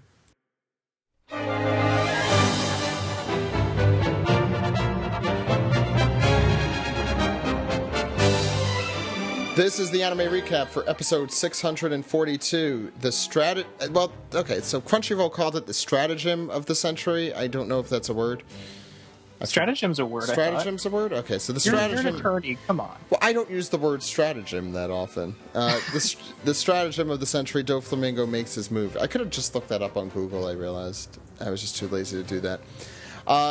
This was a pretty action-packed episode, and by action-packed I mean we start with the first minute with Caesar and Law kind of whistling, waiting for something to happen. Don't forget that this was also an episode that didn't really start any new material until about 7 minutes in, so it was more or less about a 15-minute episode. I think I enjoyed it, but I don't know. I don't know how. I'm not saying that detracted from the episode. I'm just saying it was a super quick episode. Yeah. Well, we head off of Greenbit, and Sanji fights some people, which I think is what I call, Dominic, implied filler. Uh-huh. You remember that. Anyway. Almost everything in this episode was implied filler. Almost. A lot of it was. We find out that Doflamingo did not resign from the Seven Warlords, and we get a flashback of a vision that Sanchi had, like a flashback in a flashback. And we find out that CP0 Aegis, I think is how you pronounce it. Aegis, I think, yeah. They arrive. We see the giraffe toy that we've been pointing out pretty consistently was there. We find out that it was a false report. It's going to be corrected soon, but everyone in the entire country just keep it a secret. Don't tell people. That's just not. You know what I thought was kind of interesting was about the CP0, the main guy, the guy with like the black and white face and whatever the hell the rest is. I thought when I saw him in the manga that he was like a mask because Me too. Like, CP9 when we first saw them, they were all wearing masks. So We I said thought that too, yeah. Yeah, I thought this was a mask, but then when you see him in the anime, you're like, oh, okay, his mouth is moving with it, so it's like that's his actual face, I guess. It was weird. I did not expect that either. I thought those were masks. And then in the beginning, like after, I think it's when all the stuff's going down with Law at the very beginning, there's like this music there that's like really kind of like action-packed, pumped. I'm like, where is that from? I don't know. That's why I thought I'd ask you, since you and Dude know everything about the music.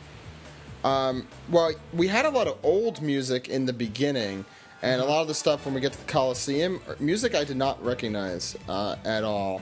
But in the beginning, it sounded like a lot of much older music. I don't know exactly the track you're referring to, but I can show you. I can show you after we're done with this. Okay. Yeah. Then we head back to Greenbit, where Doflamingo strings himself along to Greenbit. We also find out Fujitora makes his really weird. First he's talking to someone called Saka-san. I don't remember if we know who that is. William, That's do you Sakazuki. That's the. Oh, that's Sakazuki, right? Yeah. Yeah. I should have used my brain for that one. I was able to tell by the voice. Sakazuki has a very distinguishable voice. That's true. And the beard.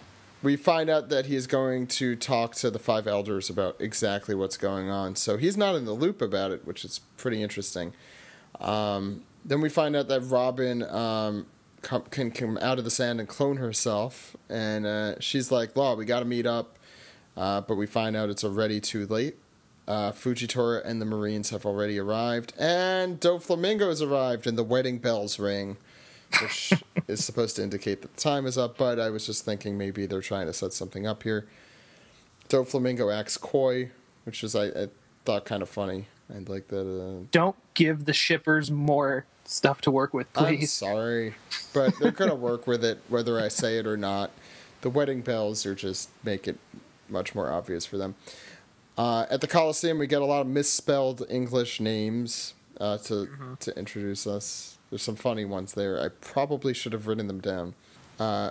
Okay, so next we find out, Cavendish is just like raring for Luffy's blood, but no one's letting that happen. Luffy's ready to go. Even though this was kind of like a pointless, little thing, other than to show, the new combatants in this section. I did enjoy the part with Luffy trying to conceal himself while also pulling off Gum Gum moves, and then be like, "Oh, just kidding. This is a regular punch. This is a regular kick." Like it was but hilarious. still having as much effort as his regular Gum Gum kick. And then he whispers before he tries to actually yell it. It's because I'm a rubber man. That's why. That's why. That's OCD, man. He needs to say it. And I love that big hammer guy who's just like, it's like whack-a-mole with Luffy. And then he gets it, but no, he's made of rubber. And we get some new music, and a lot of still shots in some of these scenes, but it's the anime. Anyway, we find out that the news coup sends its retraction to everyone. Everyone's very surprised, including the guy with the sash, a candidate for warlord. He's not happy about it. The Native that wasn't in the manga, was it? No, it was. It really was? I don't remember that. Oh, I gotta look at that again. Native American villagers were also surprised, and the Polynesian villagers were equally surprised. Then we head back to Greenbit. Here we had some new music. Doflamingo says his line about, look, the more spectacular the magic, the simpler the trick. I think that's what he said. Basically, he pulled off something crazy because you would never expect him to pull off something that huge. which I guess makes sense. And Law starts kind of putting everything together, and is Doflamingo a celestial dragon is, I think, the big question we're left with at the end of the episode. Dominic, what did you think of it? As much as this episode was a lot of fluff, I still did enjoy it for the 15 minutes of glory that it was. Yeah, I have to agree. Literally 15 minutes almost. I think it was probably 16 or 17, but I'm just trying to be funny. Well, remember, there's only like 18 minutes of actual stuff when you get the intro out and everything. Yeah, no, I mean, I liked the stuff with Luffy. Like I said before, I loved seeing more of CP0 more so than we've seen in the manga. You know, obviously this is a different segment, so I try not to spoil too much, but CP0, yeah, interesting. I want to see more of these guys, and I hope we do in the future. Anything with Caesar is just hilarious. Even though he only had maybe 2 or 3 lines, I was still laughing every time he says anything, just because he does it in that way that he does. One thing with Robin I've noticed since the time skip is her comedy, the way her face is and everything, like we saw when she was down there with the Tontadas. Right. So I mean, ever since this whole time skip, she's kind of gotten, a little more humorous, more so along with the crew, instead of being as serious as she was pre-time skip. Though she hasn't had as many fights as I would like to see her have, I did enjoy how once Doflamingo showed up and the Marine showed up, she's like, "Good luck, bye," just disappeared immediately. And I mean, as far as animation goes, it all looks very similar to me, other than at the very end when there's the whole Doflamingo reveal if he's a celestial dragon or not. Other than that, it was a fine episode. I didn't have any problems with it. Cool. I think that covers it. You want to go to the next segment, Dominic? I might as well. Okay, we can't beat a dead horse that much. I mean, we could, but we are the One Piece podcast. But let's keep going.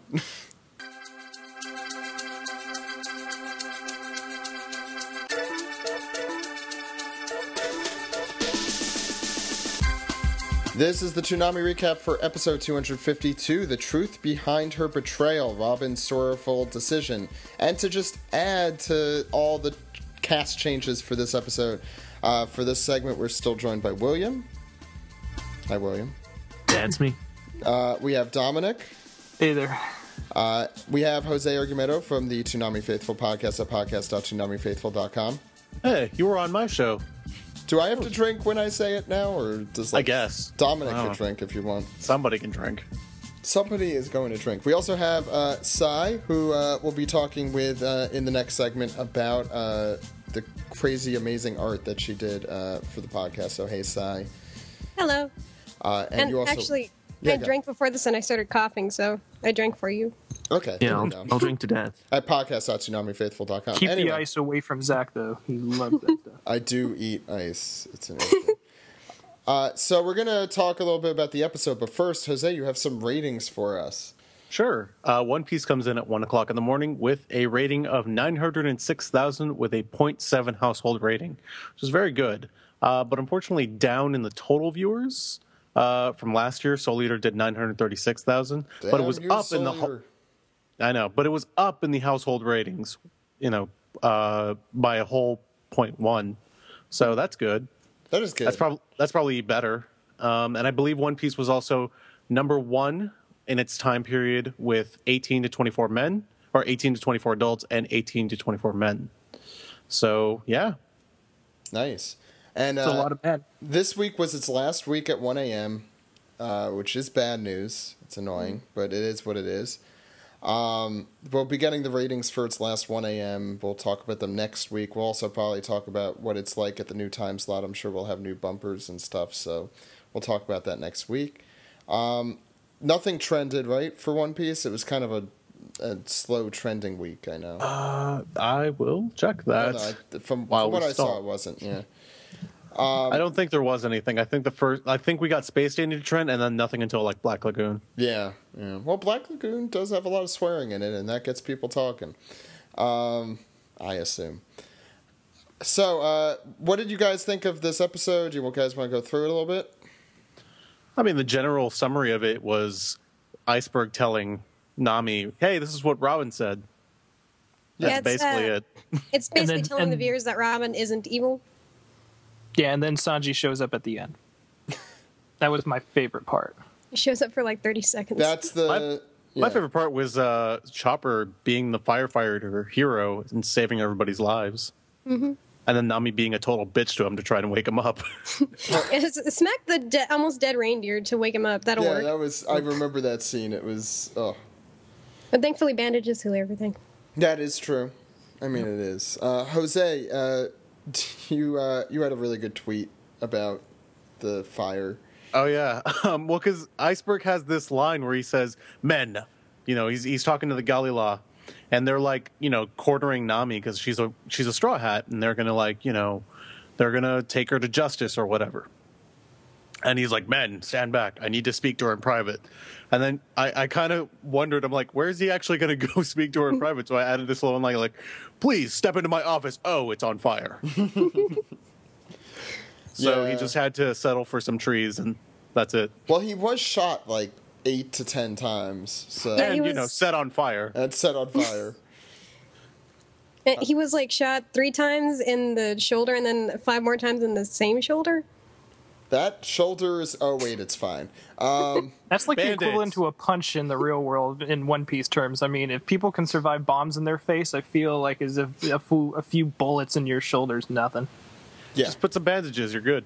Exactly. bandages, they heal everything. I'm telling you, that's how Usopp. That's the only way Usopp is still alive. I mean, Usopp is perpetually wrapped in bandages, especially And not in to this arc. Not to mention how much damage Chopper took, and then he still continued on throughout the entire arc and got more damage. Wasn't Usopp completely in bandages at the end of Alabasta? I think Yeah, he's he- completely in bandages this arc too. Like this Yeah, entire in both arc. arcs. Any more Spoilers, thoughts? he's going to be in bandages for those of you that are late. Yeah, I don't think that's a huge spoiler. He will continue to be in bandages. Any other points on the episode you guys want to hit on? We're getting close to the point where we're going to lose the cold opens, right? We're going to lose them after Water 7. No, we have a while. I think it's at NES Lobby. They still continue. I include Ennie's Lobby as part of Water 7. Yeah, but I think they continue until Crazy Rainbow, right? Is that when they stop? I think so. And that's in the middle of NES Lobby. Because I'm watching filler right now, and I'm not seeing him anymore. So No, they're gone by that point. They're gone by the end of NES Lobby for a while. I think it's halfway through NES Lobby, which we're going once a week. It's probably going to be a few years from now. I think it's a year or two from now, so we got a while. That's the thing that keeps every time I think we're close, because when I watch One Piece, I go through a lot of it really fast, and then you That's get the to way to do it, yeah, and then you get to watching it on Toonami, and it's great, but you're like, oh man, we're almost there, and you're like, by almost we mean 7,000 more weeks. Any more thoughts? Toonami? Oh yeah, Yeah. I noticed something about the Mary. She sure does sound like Apis. Hey. Don't. Every sounds like episode who? does it have to be brought up? Honestly, I kind of wish it was Apis. For me, it sounds more like a Salim from FMA Brotherhood. So Well, I just it's, hear it in a very creepy sounding.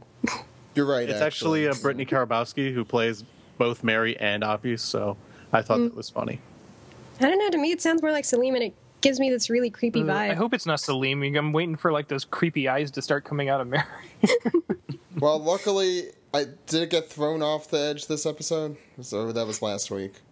Yeah, and, No, and it got Kaku thrown beat it. off. Oh, that was this one. Nice. I Yeah. brought it up this episode. Oh, good thing we brought that up. That's Yeah. kind of important. Yeah. And then Kaku beat up Mary's Usopp. dead. We'll never see it again. Yes. Just go. I'm intentionally going to mislead everybody.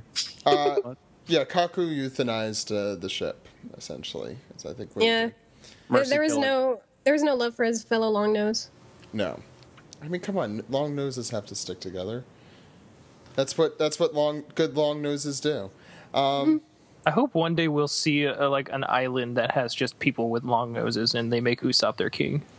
Oh, what is the island that Usopp wants to get to? Elbath, right? Yeah. What if everybody but the giants that we've seen all have long noses? Well, technically they're giants, so they will have long noses, but No, they'll have proportionally big noses, not long proportionally big. noses. Get it right. Well, I'm sure English, if no good. I'm sure if normal humans have long noses, there's at least one giant with a long nose. Yeah, there's got to be one. All right, I so want a before noose of we giants. get too far out there, why don't we get into our next segment? Sai's going to talk a little bit about, and we're going to talk a little bit about the picture you drew for us. So why don't we get into that? All right.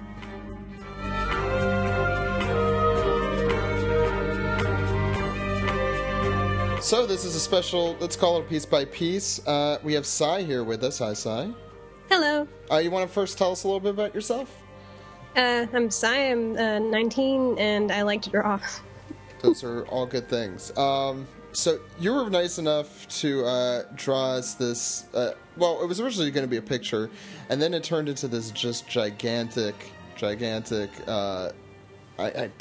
I guess I'd call it. It's more like a wallpaper by now. Yeah. Like yeah, just a really big poster. I should probably print this out into a really I know. I large want size. to. I want to print. I want to get it out and actually like frame this on my wall. Me too, actually. I already The- have it on my desktop wallpaper, so. The actual size in inches is like 22 by 36 or something. So yeah, it'd be a pretty big size. The thing is, it used to be bigger. I shrunk. This is after I shrunk it down. So I guess I figure we should have some fun and look through some of the references, reveal some of the references. Sai could help us through them. So if you haven't had a chance, go check them out now. Come back to this segment after you think you found all the references. Write them down. Make it into a game. Every reference you can see. Every reference, there's so many. There's. Every Yeah. reference you get. Do you have a full adds your list, like the bounty. number? I did a count before, and it was the references are about like 40 to 50, and then just overall little details is like 70. It's like each little one is its own little picture too, which is the crazy part. I know, because I was going to say the last time we had a picture of the crew was way back. Like, what was it, like 3 years ago? I think It's maybe. been several years, yeah. Yeah, that was a really nice one where it was like what says the supernovae.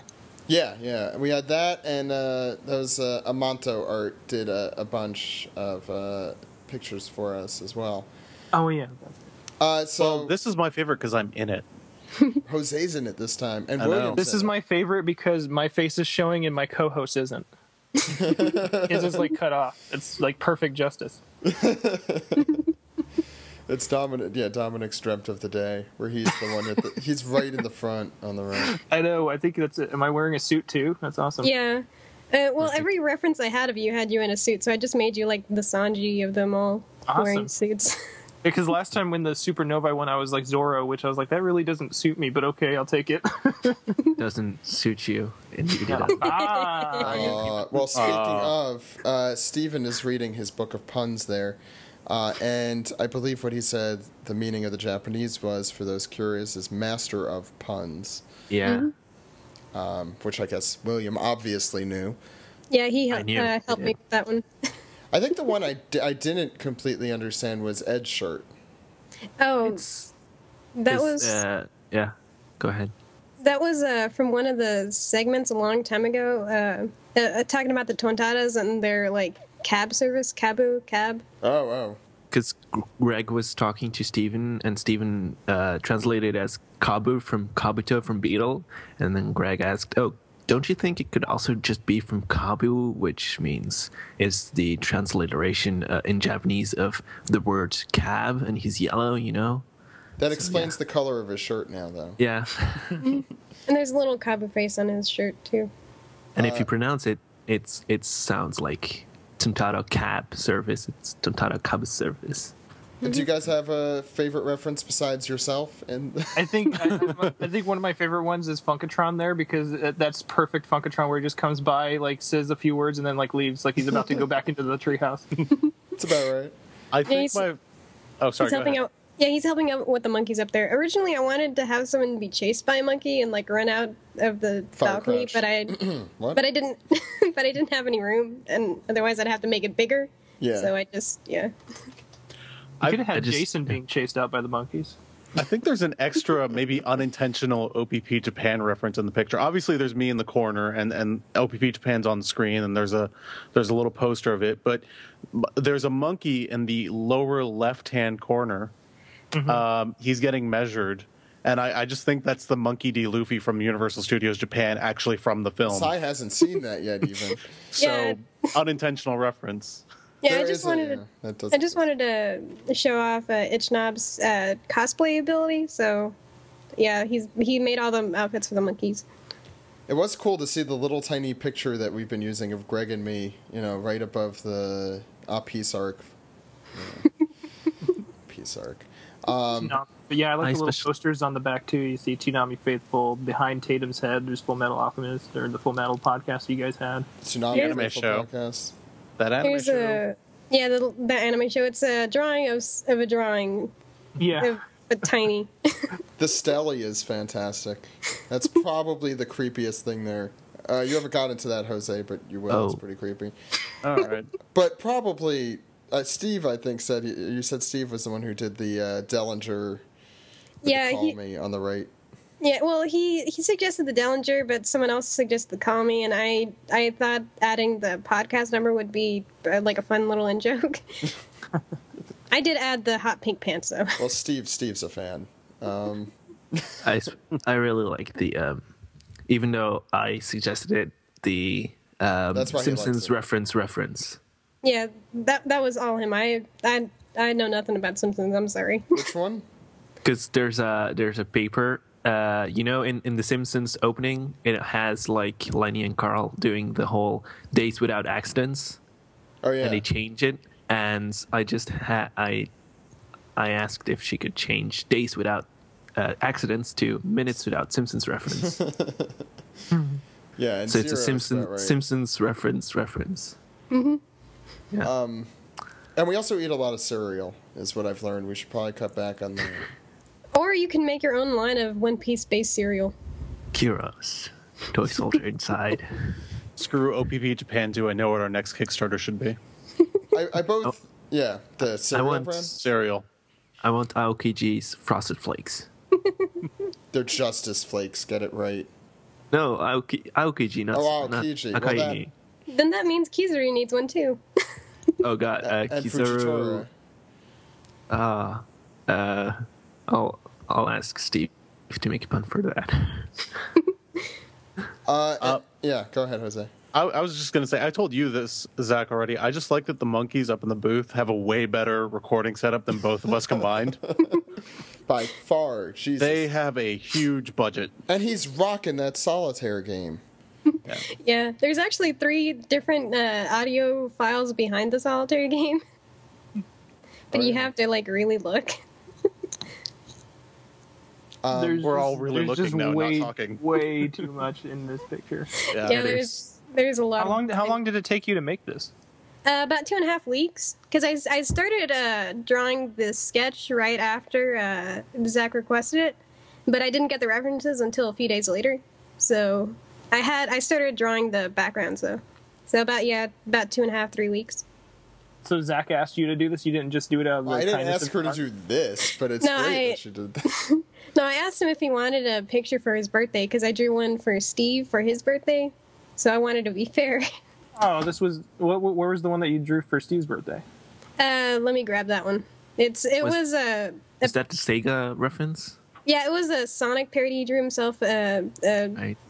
For a Sonic parody thing, and he wanted a picture. Well, he didn't, but I drew him one anyway, and I just went with that.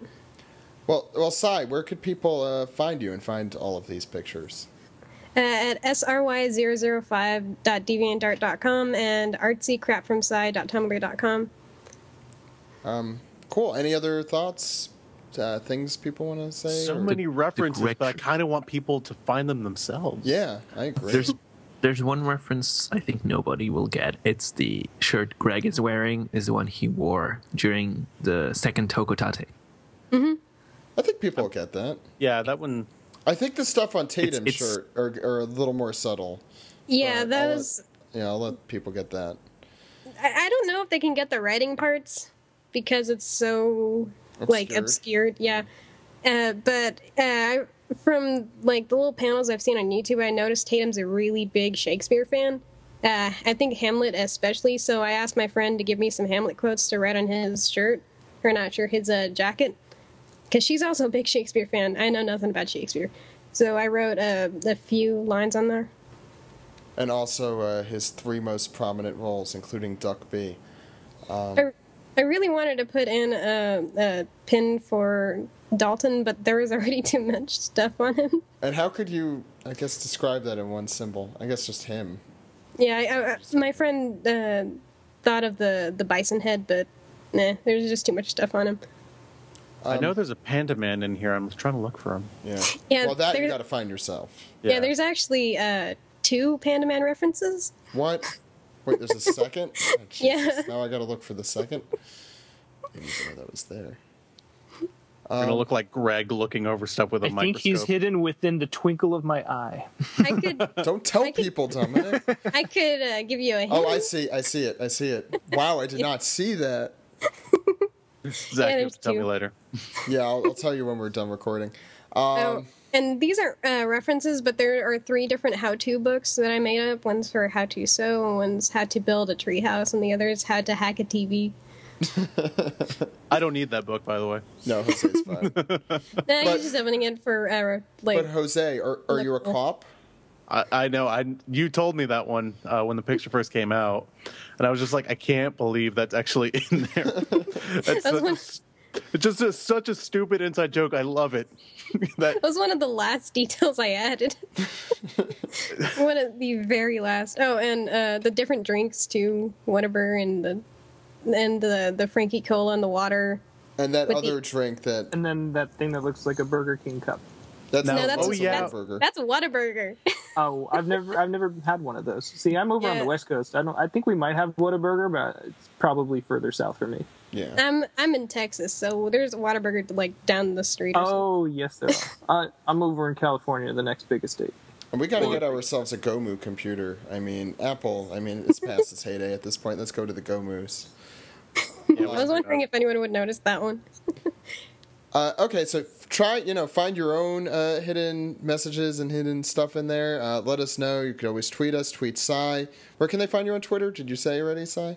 I don't think I did. I'm SaiSaiXChan on Twitter. Cool. So let us know. Let her know. And let's make it a fun game. Okay, so thank you, Sai, again. I can't express how cool this is. Thank you for coming on the show, too. No problem. I'm just happy you guys liked it. Yeah, I honestly can't express how I felt that week when I saw this picture. I kept looking at it over and over again just because the first 2 days I was trying to find myself because I know I look different now because now I have facial hair more so than that's on there. So I was like, what? Where am I? Yeah, some of the references were a little outdated, but whatever works. Yeah, and then Jammer kind of told me where I was. And I was like, oh, that makes more sense. Okay. By the way, it made my last 2 weeks. Like is too weak of a word. I think we all love this picture. Loved this picture's amazing. I love this for the last 2 weeks. Aww, I can't. I'm sorry. I'm bad with this stuff. It's too corny. We have to go on to the next segment, which will undoubtedly be less corny, but we'll have more puns in it. Probably. I'm sorry. Let's go into it.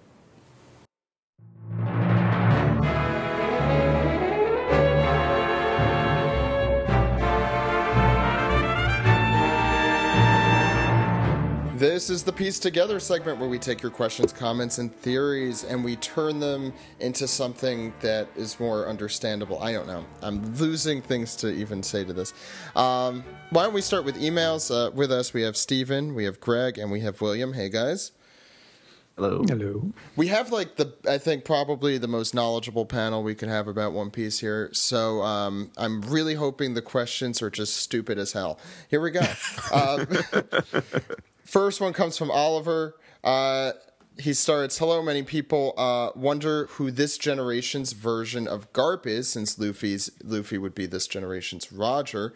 He says Smoker and Kobe are arguably Luffy's oldest and most notable rivals within the Marines, but I don't think either of them are really Garp's equivalent. but he thinks that the two of them together may. So, I mean, do you guys think that there needs to be an equivalent? I'll posit that question too. That's pretty obvious. I think, at least.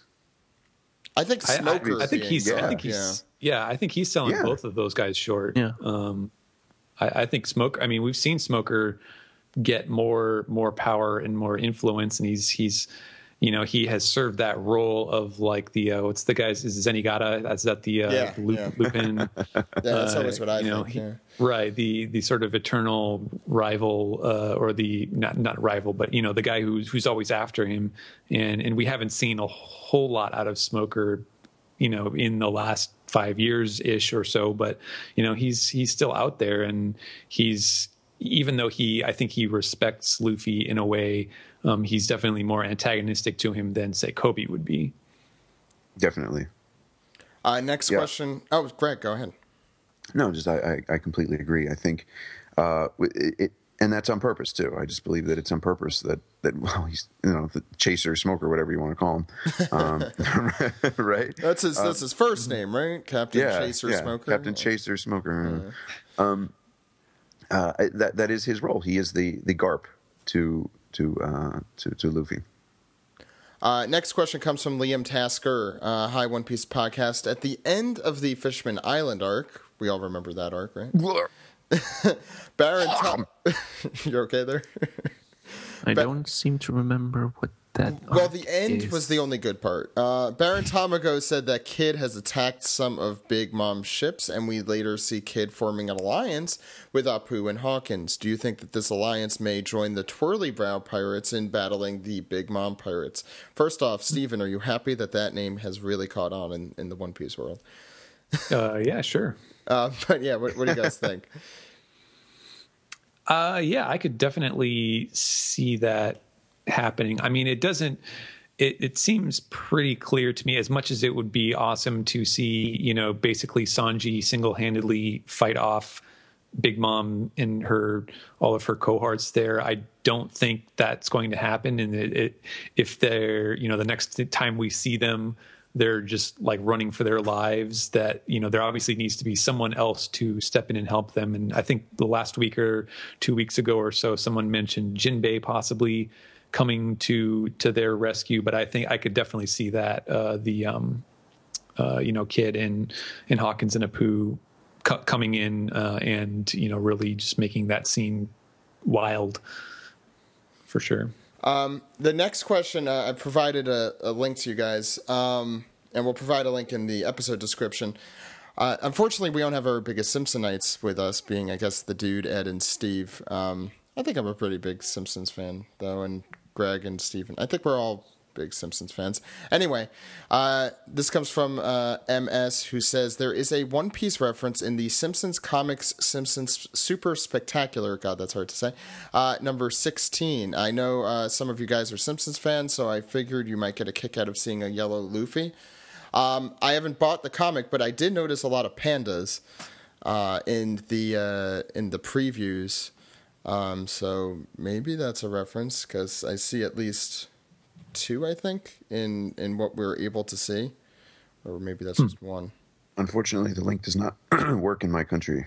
It is something like that. Yeah, we don't know. We don't know what's happening. Steven could see it on the second page. Okay, yeah, I can see there's a couple pages of preview. There's definitely doing a Astro Boy Tetsuwan Atom thing with the art style, and the professor Professor Frink is like, what's his name? Snuffleupagus or something? What's his name? No, it's not Ochanomizu, or is he the old guy? Anyway, yeah, he and so they got the same art style. Elephant, right? That's his English name, Dr. Elephant. I don't know. I don't think I've ever seen the official English translation of that, but yeah. I guess that's. I don't know. I don't see any unfortunately any One Piece things from this preview, but I'm guessing it exists in there. I'm going to trust him. Yeah. So that's somebody should definitely buy that and give us a report. Well, I sent images to everyone else. They'll probably react in the middle of this next question. This one comes from Ryan. What do you think will become what will become of the warlords after the Dressrosa arc is over, putting aside the fact that Fujitora wants to eliminate the system entirely? Considering all the crimes that Doflamingo has built up over the years, I don't see any way for him to retain his title after getting taken down in this arc, which would leave only Mihawk, Kuma, Hancock, Buggy, and the unknown person as the remaining warlords. And considering Fujitora's goal, do you think that this will mean a new warlord will be revealed sooner rather than later? What do you guys think? That is a good point about the fact that we don't know who the mystery warlord is yet makes me hesitant to think that, like, as soon as this arc is over, Fujitora is like, all right, you're all expelled, goodbye, no more warlords, because Oda would not have had a chance to let that play out in the story as far as like who's the last one. Why would it be a mystery if it wasn't going to be important somehow? So yeah, I don't see the Shichibukai going anywhere soon. Yeah, I don't know. That kind of seems like his end game plan, and we probably won't see that until, I don't know, I'm say Reverie. When do you think that's going to happen, Greg? Though. Oh man, that's so hard. That's such a hard question because there's so many ways he could utilize it. I know he's really putting it together into like. It seems like an end game event. The Reverie. Yeah. So that means. Would that mean that everything remaining in the story, up until, I guess, the climax would be in the next year? Okay, I mean, it's possible. I mean, the first half. By endgame, I mean, like series endgame. No, that's what I mean. Oh, okay. Because the Reverie takes place this year in the One Piece timeline, so that means everything up until the end of the series would take place within that 1 year. Yeah, I would. I mean, it's possible. I'm not saying it's not. The first 15 years of One Piece all happened in the span of 1 year, right? 1 year in the One Piece world, less than 1 year. It was like 10 months, right? Less than 1 year. Yeah. I don't even think it was 10 months. It's possible. It was very, and like Brooke is with them for, like, if you calculate it, like a number of days. I think it's like what, like a week or something, maybe even less that he's with them. Maybe 2 weeks, a week or 2 weeks. And it's only, and Thriller Bark takes place in a day, right? Yeah, like overnight. Yeah, it was overnight. 43 episodes, or whatever it was. I could see the Reverie being like similar to a Marineford thing, where it's like a huge story event, and maybe there's a very clear difference in what's going on in One Piece before and after. I'm not as sure as Greg is that it would be the very climax of the story, but. I do feel like it's a good, it's another arc or two away at the very least. Because I'm thinking location wise, how would they pull it off? Because it takes place in Marijoa, right? Yeah. Oh man, there'd have to be some reason for it not to take place in Marijoa, because unless they freaking go to Marijoa, which would be crazy for them to go back and go there. If that happens, I would be so happy, because Oda has to make a reason for it, and that means his job is going to be hell. But well, as you said, if it were the very end of the series, it would make sense, because they would have found it already and then gone back or something. Yeah, I don't know. Right? Do the Straw Hats have to be at the Reverie? Yeah, that's what I'm wondering. Right? Wow, that's going to be interesting when that happens. Actually, Zach, that's a really astute point. Do they even have to be there? Or because maybe all we know is that shite is going to go down at the river. Oh yeah, and now they're split in two, so maybe half of them will be there. Maybe the rescue the twirly brow pirates. No, it's like Marineford all over again. Kuma will shoot them back there. Don't worry, it'll be fine.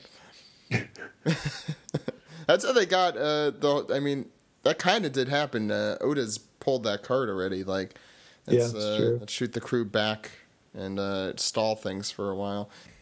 Okay, let's go to some questions on Reddit. You could check our Piece Together threads on Reddit. Usually Monday. It's reddit.com/r/OnePiece. I posted this one very late, so we don't have a ton of questions.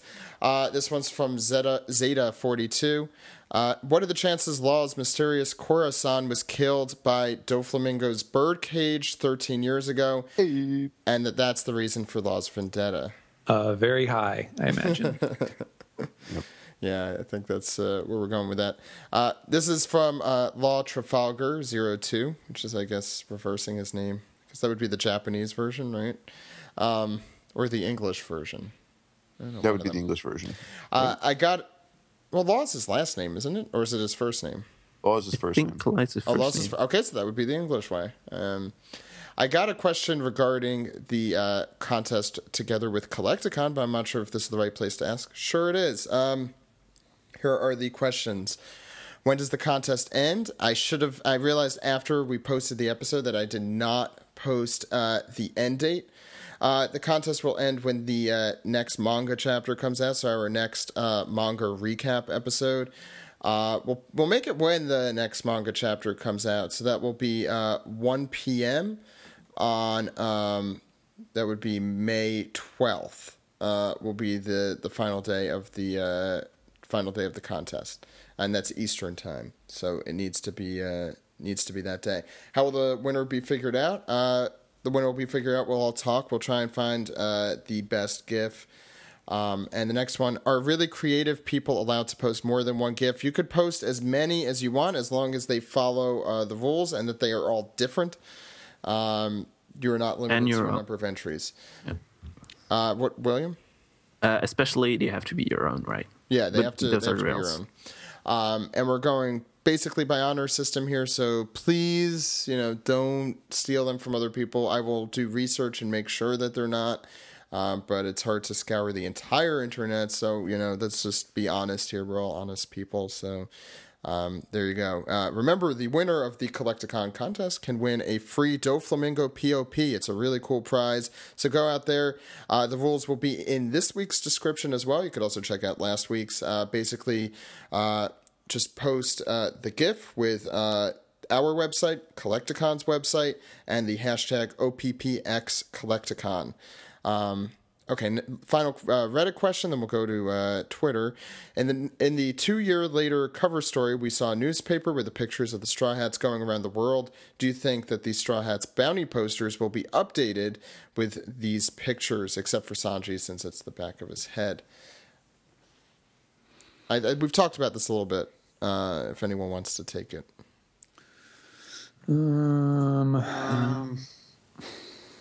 Could be. I mean, I think I've gone over this in the past, and it depends how Oda wants to play with his characters that particular week, right? Right. Yeah. We don't see Usopp's face fully in the one. We see his nose, right? So I think he could still easily use that one for Sogeking. We got the back of Sanji's head, so he could use that one. That'd be hilarious.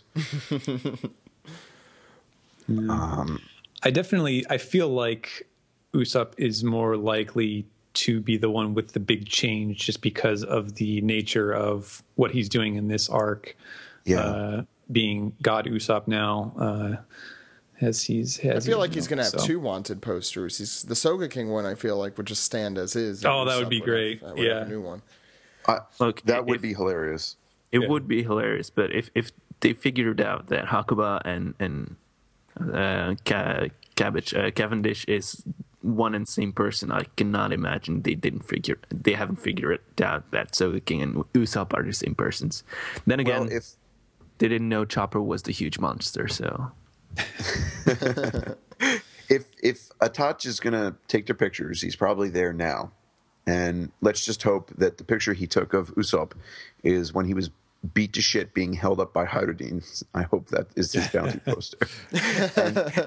and being there to take the picture, he heard them saying God Usopp. So I hope the new bounty poster is indeed God Usopp. That would be really great. That would be fantastic. I especially want to see the comments by his friends back home. Yes, his two followers. What happened to him? He does not look very good. So Ed is gone this week and for the next 4 months. So Greg, why don't you do the honors for us? Peace, blood, twin. Yeah. Wow, you really did that justice. Nice job. Well done. Milos, the creator, starts us off.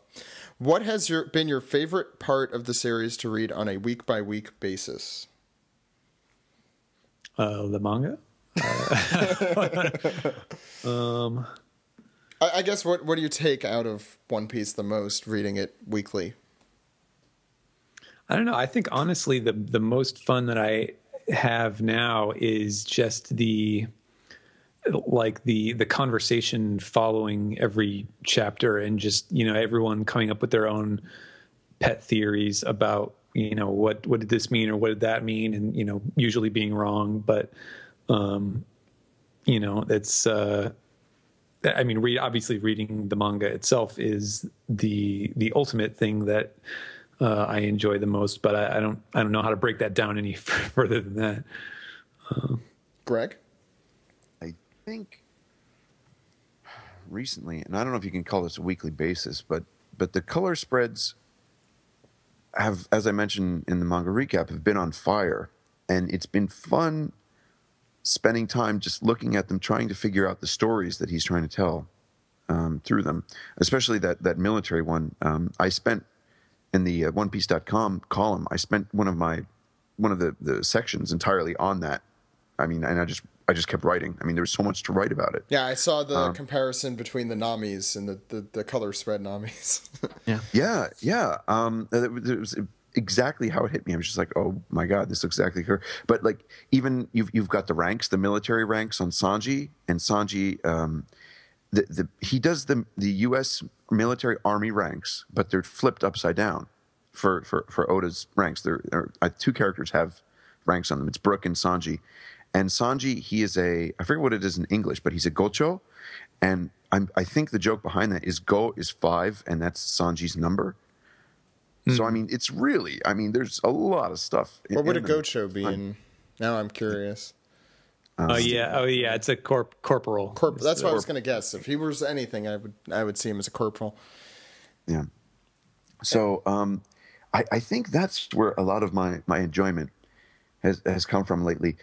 Because, to be honest, writing the OnePiece.com columns and the articles for V-Jump, lately it's just been like, oh my God, I have to read One Piece and I have to find something interesting to write about.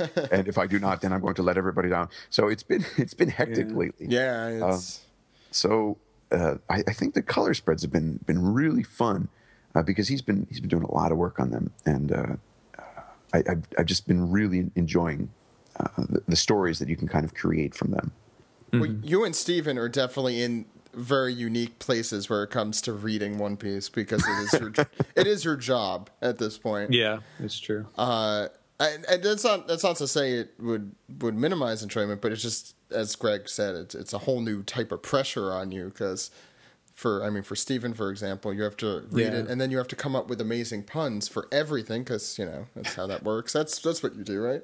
I often find actually that I do miss a lot of the little sight gags that are in the background, because, you know, I get the chapter and I'm like, okay, where's the text? Where's the text? Where's the text? And anything that is not text, I'm just skipping right over, or, you know, just barely glancing at. So you two need to open an office together, you know, so you'll have Greg in the background and Steven in the foreground working through everything.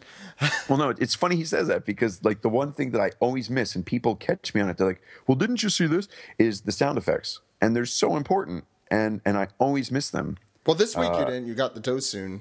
So that's good. That's because it's that's Steven's work. I try to read all of Steven's work, but when the chapter lands on my desk, or in my mail slot rather, I try to go through and like, oh my God, what's going on here? And it's great when I miss stuff, because I was listening to you guys do the last manga recap, and you were like, who was it? Steve, I think, said like, and there are the Funk brothers beating up the guy, and I was like, oh my God, I totally missed that. That's great. Yeah, I didn't notice that either. Yeah. William, do you have any? Since I guess we'd be the outsiders here. My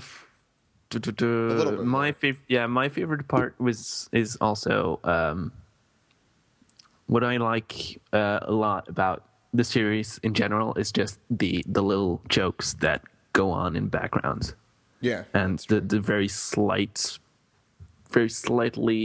Japanese puns you can sometimes find, and things that aren't quite as translatable, but Steven still manages to translate them apparently in English. I really like those. That's something that I like reading on a week-to-week basis. Is just after reading the general story, go over everything again and check for little small things in background that are pretty funny. Yeah. And I think we've talked about this before, but Steven, you like bring a new experience to One Piece, that, you know, just being able to put voices to some of these characters. Like we were talking about the mustache pirate guy having that crazy voice. And just I think the best example of it was Usopp's speech for what we hope is his wanted poster on the cross.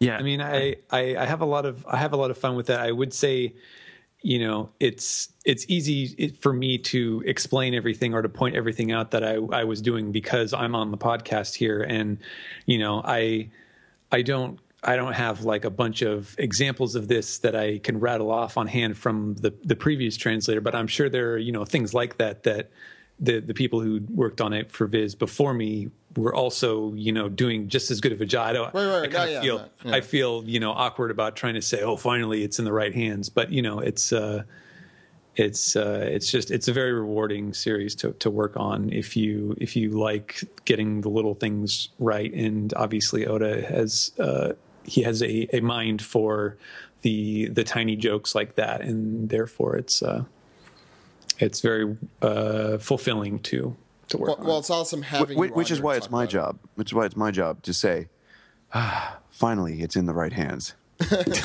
I was going to do that, but I'm glad you did that.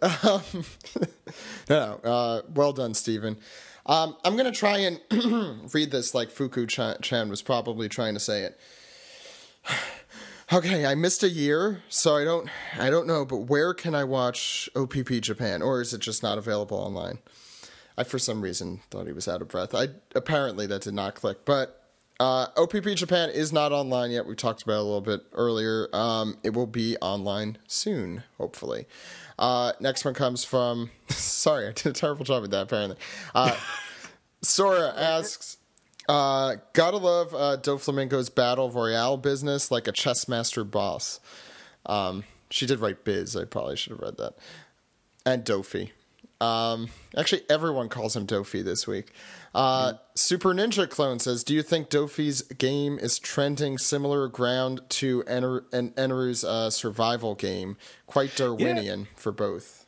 Yeah, we didn't really bring that up, but that was definitely something that occurred to me when I first read the chapter, that, you know, it did seem like a bit of a callback. It's not the same, you know, concept, because with Eneru, wasn't it? It was like, you know, you just have to survive. Yeah. Or you have to be one of the final survivors. And here it's more of it is a battle royale. You know, it's like you have to take down these other people that are trapped here with you. Eneru's was barely a game. It was don't die. Which is, I guess... anything. I mean, he did call it a game, so whatever. Yeah. But he was just full of himself. But like, okay, here's something I don't get. Luffy's in the palace with them, right? He's calling all these people to come kill them. So what? Everybody's just going to converge on the palace? I mean, he hasn't named names yet. I thought they got thrown out of the palace and like downward or something. I thought they were still in there. Yeah, I'm going to defer to you if that's... But I could be wrong, but I thought they were still in there. Yeah, I guess we'll see. We'll find out next week, or 2 weeks. Oh no, you're right. They're down. Wait, what? I'm not sure. I think they might just be outside of the castle. It's hard to tell because you don't know like where the ground ends there. Like, they get thrown out by Pika. Right. Yeah. I mean, who knows? I mean, the whole island's been terraformed by Pika, so for all we know. The Straw Hats have been transported on the other side of the islands with Pika's powers. I mean, taxi service Pika at your service, but I don't know. I like it, the Pika taxi, which is probably as safe as any of the taxis in New York City. Oh, no, it's true. Sai-chan, who we all know, said, do you think that the birdcage attack will cause an alliance between the Dressrosa people, the Marines, and the Straw Hats? Yes, no, maybe. So, well, Wow. he's now directly affecting the lives of people, so Fujitora has no reason to try to defend him. And as long as Luffy isn't, or the team aren't attacking people, going out of their way to attack people, he would have no reason to go against them. So I can definitely see them coming together for a similar cause. I also have a question kind of related to this, I guess. How strong do you have to be to not be affected by the parasite power? Yeah. The power to be controlled by Doflamingo. Have we seen anyone who hasn't been able to? Right, exactly. But would someone like Fujitora be subject to it? Would Luffy be subject to it? Etc. Bastille, because he's Bastille. Because we have not, Doflamingo's powers are unique. It's not necessarily just a case of this is what happens when Haki meets Logia powers, sort of thing, where there's an established rule. I think it's just literally going to come down to, well, does Oda want this character's force of will to reign supreme for this big climactic moment, sort of thing, and it'll just be like it didn't work. Doflamingo couldn't control him, sort of thing. Well, this might this might be a much more stupid analogy than steak and salad, but maybe it's like, you're putting strings on a marionette versus putting strings on an actual monkey. The monkey could just pull himself out of the strings. Maybe it's just they're so powerful, like Luffy or Fujitora would be powerful enough to just pull the strings off. Literally. That'd be interesting. Yeah. Versus a normal person. I don't know. I'm trying to make excuses so when the time comes, Luffy won't be completely. It might also be cool to see him stuck like that, though. I'm guessing Oda can use that as he wants to, as is convenient. Yeah. Next question comes from Gwen. We're almost, I think, 4 more questions left. With no way out or in due to the birdcage, do you think that the Marines will join forces with the pirates? That is the same exact question 2 people asked it, though. Next question. But thank you, Gwen. It's like the world premiere of One Piece Podcast Goes to Japan. Oh, God. But do you like rugby? Louise says, do you see, I guess 200 people get that joke. Yes. Louise says, do you see a Luffy and Sabo versus Doflamingo/Doflamingo officer fight? I thought he was going to say Doflamingo and Doflamingo, since there's 2 of them. Kramer versus Kramer. Luffy and Sabo versus Doflamingo an officer fight happening in the future.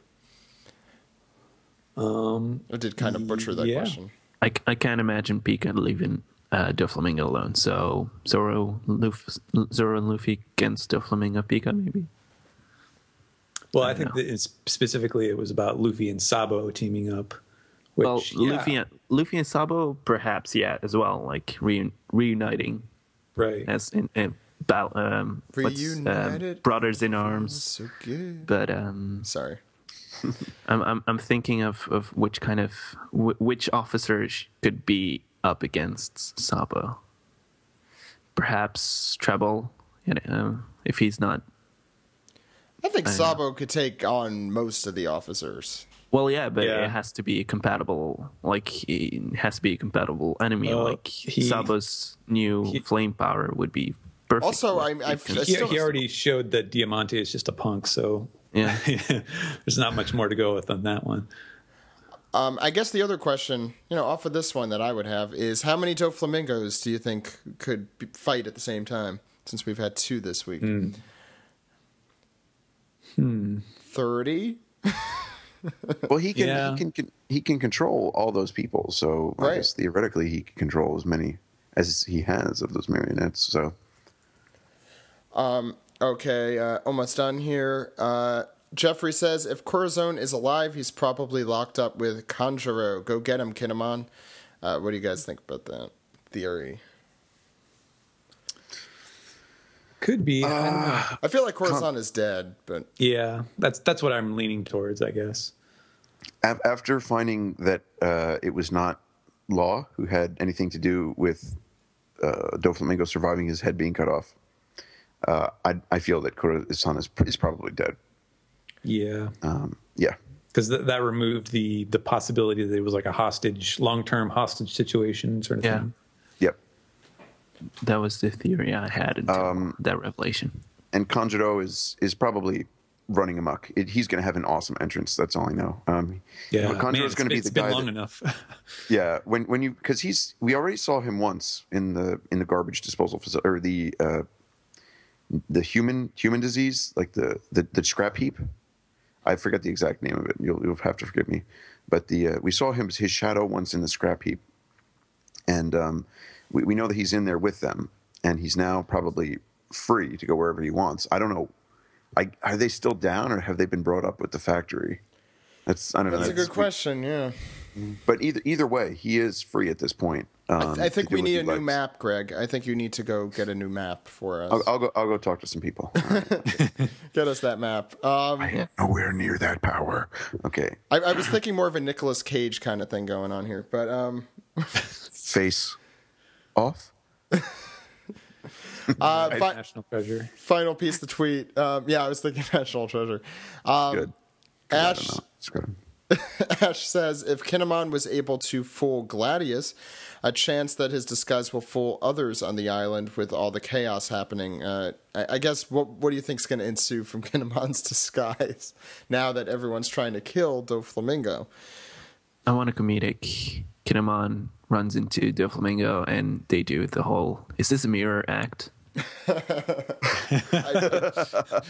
don't see that happening for some reason. They reach the hands out and like, yeah, exactly. There's one more piece of tweet, by the way. Well, yeah, but it's an image, so it's a pretty cool image, I have to say. Okay. So that rounds us off for Piece Together and Piece the Tweet. So why don't we go into the next segment? You guys ready? Okay. Yep. With the wheel, Doflamingo, please stand up. Please stand up. Please stand up.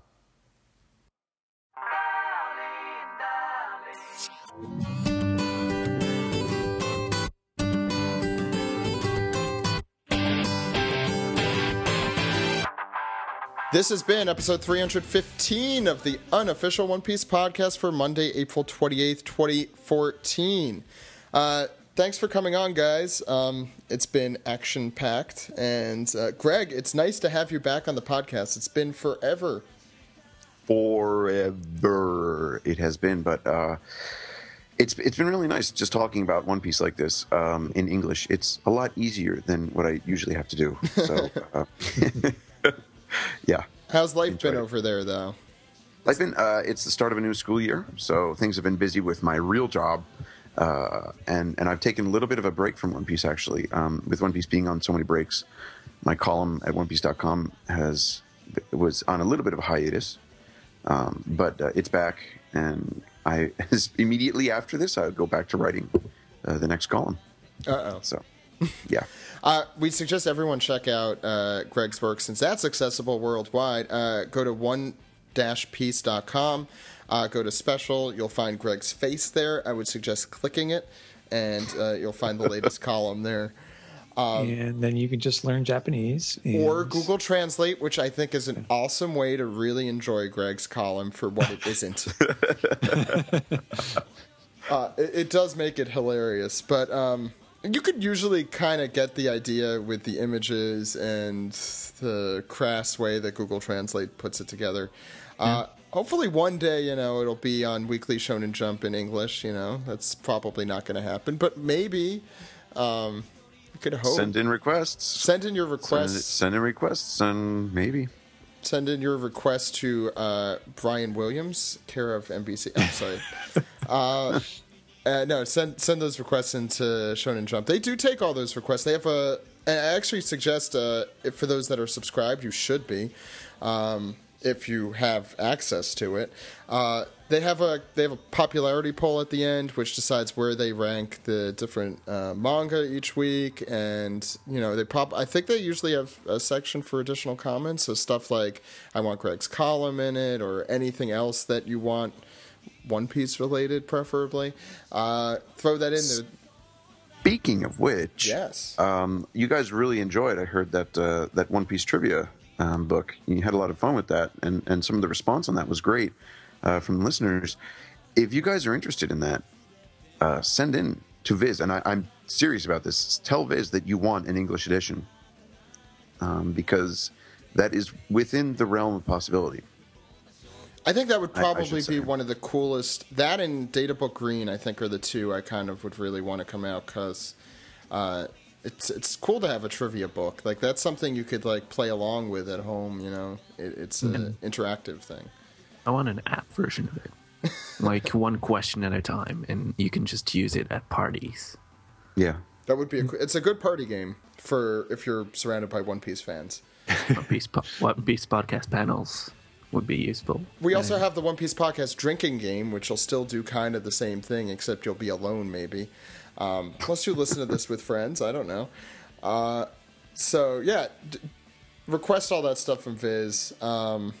And don't forget to subscribe to Weekly Shonen Jump. Not only Hunter is coming out in June. All You Need Is Kill is a great series. You should check that out. One Punch Man. Phenomenal. Is a phenomenal series. Yeah. And there's a Naruto and Bleach, I guess, are both in there. And there's there's a lot of really amazing stuff, and it just keeps getting better, and they just keep adding bigger and better series on there. I'm really excited to see where it goes. It's amazing. I think it's been out for 2 years. Alpha started in 2012. 2013 it went simultaneous, and this year we've just gotten such awesome stuff coming out of it already. Who knows where it's going to be next year or the year after. So I guess we'll go around the table. William, where can people find you? They can find me on OnePiecePodcast.com on the news articles. What do you have coming up for us, William? I know you're working on a lot right now. I am working on a few interest stories, kind of. I think I'm trying to do a story regarding the One Piece rankings, and have a few more pages of Oda history that I would like to share, as well as some possible interviews that will come out on the official One Piece website, as well as possibly with some other people, but I'll have to check up on that. Either way, there's a lot to read, even besides those things. So, speaking of, I did want to mention that you posted a really cool article on the second version of Romance Dawn on our website. I think this was April 18th, so a few weeks ago. Yeah. I suggest people check that out. You managed to get definitely give that a read. It's a good read, so I would suggest, if you're listening, check that out. I was actually surprised there's no... Is there already an official English translation of the second version of Grand Line? Because I heard there was an added feature to one of the box sets or something. One Piece anime box sets, according to I think Yonko Production told me. Yeah. Okay. It's been out twice. I think several versions came out in the print Shonen Jump, and it also came out as part of the box set. They're doing a second one of those in a few months, so I'm really happy that was successful. So yeah, I suggest either buying that and reading the real chapter and alongside with the article, and then you can kind of have a feel of how it appeared in the actual Jump issue in 1996. So yeah. So once again, give that article a read. William's putting out some really cool stuff. So thanks. I can never give enough thanks to William for putting so much work, 24/7, 365 into the site. So thank you for doing that. It has been a slow news week this week. I think this is the first week we've posted like no articles, but there's been nothing. It's been very dry. Almost nothing to actually report on. I did forget to I updated the info on the volume, but I forgot that updates aren't viewable. So for those of you wondering, there's 232 pages coming up in volume 74. Cool. So I'll check that out too. 232. Yeah, I think so. It's quite a lot. That's 11 chapters, I think. So Yep. Chapter 232 to 242, something like that. He tries to normally keep it a certain amount, right? Yeah. And every Usually time he does, 10. he's like, "This is the last time. I will never do a longer volume." Yep. We're halfway through the series. Steven, where can people find you? You can find me on Twitter at Translatosaurus. Also, if you are a fan of the Sword Art Online series, the first novel of that just came out from Yen Press in the last week, and I translated that. So if you are a fan of that, do go out and pick it up, and we just won't tell Jose about my involvement with that. Now there's a novel approach. Oh God, Greg, you fit in perfectly. Greg, where can people find you? Please don't find me. I'm very busy. I post mainly in Japanese, but you can find me at Ochimusha 108 on 108 being a 108 on Twitter, and that's pretty much the only place I am. I'd like to show my face a little bit more on Facebook on the One Piece podcast, which I did in the past, but things have just been so crazy that I haven't really been around. But I do post a lot in Japanese, but every once in a while I try to have a picture up or something, so you might be able to get the gist of it. I guess most recently I have a picture of Frankie socks. I got a pair of Frankie socks for my birthday from a friend. Oh, and on page 254 of Weekly Shonen Jump this week, there is a crossover that they did special for this double issue of Jump. There's an article coming up on that on the One Piece podcast websites. I'm still waiting for a proofread on that, and everyone will be able to enjoy that. So you'll find it there. Yeah, I forgot to talk about that even, but yes, that is available. Check that out. It should be out on the site within the next few days then. Thank you so much, Greg. Thank you so much, Stephen. And William. Who here is comfortable doing the contact information? Me. William. Okay. Can I try? Yeah, please. Okay, so you were way too excited. you can okay. So you can visit us on our website at onepiecepodcast.com. You can listen to us on Stitcher Radio, iTunes, where it's subscribe and rate, comment, whatever. You can find us on twitter.com, facebook.com/onepiecepodcasts. Send us your comments, emails, general One Piece puns on onepiecepodcast@gmail.com, and you can find sometimes some GIFs or One Piece related images on onepiecepodcast.tumblr.com. And they can also call us on which number, Zach? I believe that number is 347-497-MAJI. The phone number again is 347-497-6254. Call anytime. With your questions, comments, theories, suggestions, and reasons why I just remembered the second I should have put your voicemails on the air. We still have those. Ouch. Maybe we'll go through those next week. It ended up, we had a lot to talk about this week. Yeah, I think we have a few of those from last week. But the great thing is, if we didn't do it, you could always leave a voicemail at that number. So don't forget to do that. This month is going to be just filled with awesome this May. I'm going to try and get some really cool guests to celebrate our 5th anniversary. It is kind of crazy how far we've come. I was listening to the old episodes and just cringed beyond belief. I can't even describe from an editor's point of view how hard it is to listen to those episodes. But If you're brave, you could always check out what we sounded like 5 years ago. All the episodes of the podcast are available in AAC, M4A, and MP3 on our website, onepiecepodcast.com. But anyway, Zach, yes. For the big celebration for the 5 years, can we please bring back a golden oldie and have that fellow who I think drunk called you one night and left that just epic message that I think is even on YouTube. Yeah. Like, One Piece Podcast. Wow. Can we please have that as him as a special guest? He has to call us in order for it to happen. All right. He knows who he is. And he was Fire Crouch. Let's find out if he did touch his crotch. I think that's what he asked for. Something along those lines. If you have no idea what I'm talking about, search. I am going to have to look for that episode. I believe it was corridors of YouTube. I believe the person's name was Jetz, Jetz, I think. It's around. Maybe if I find it, I'll put it in the description. Yeah, so for the One Piece Podcast, my name is Zach, and we'll see you next week, everyone. Goodbye. Goodbye. Goodbye. I love you.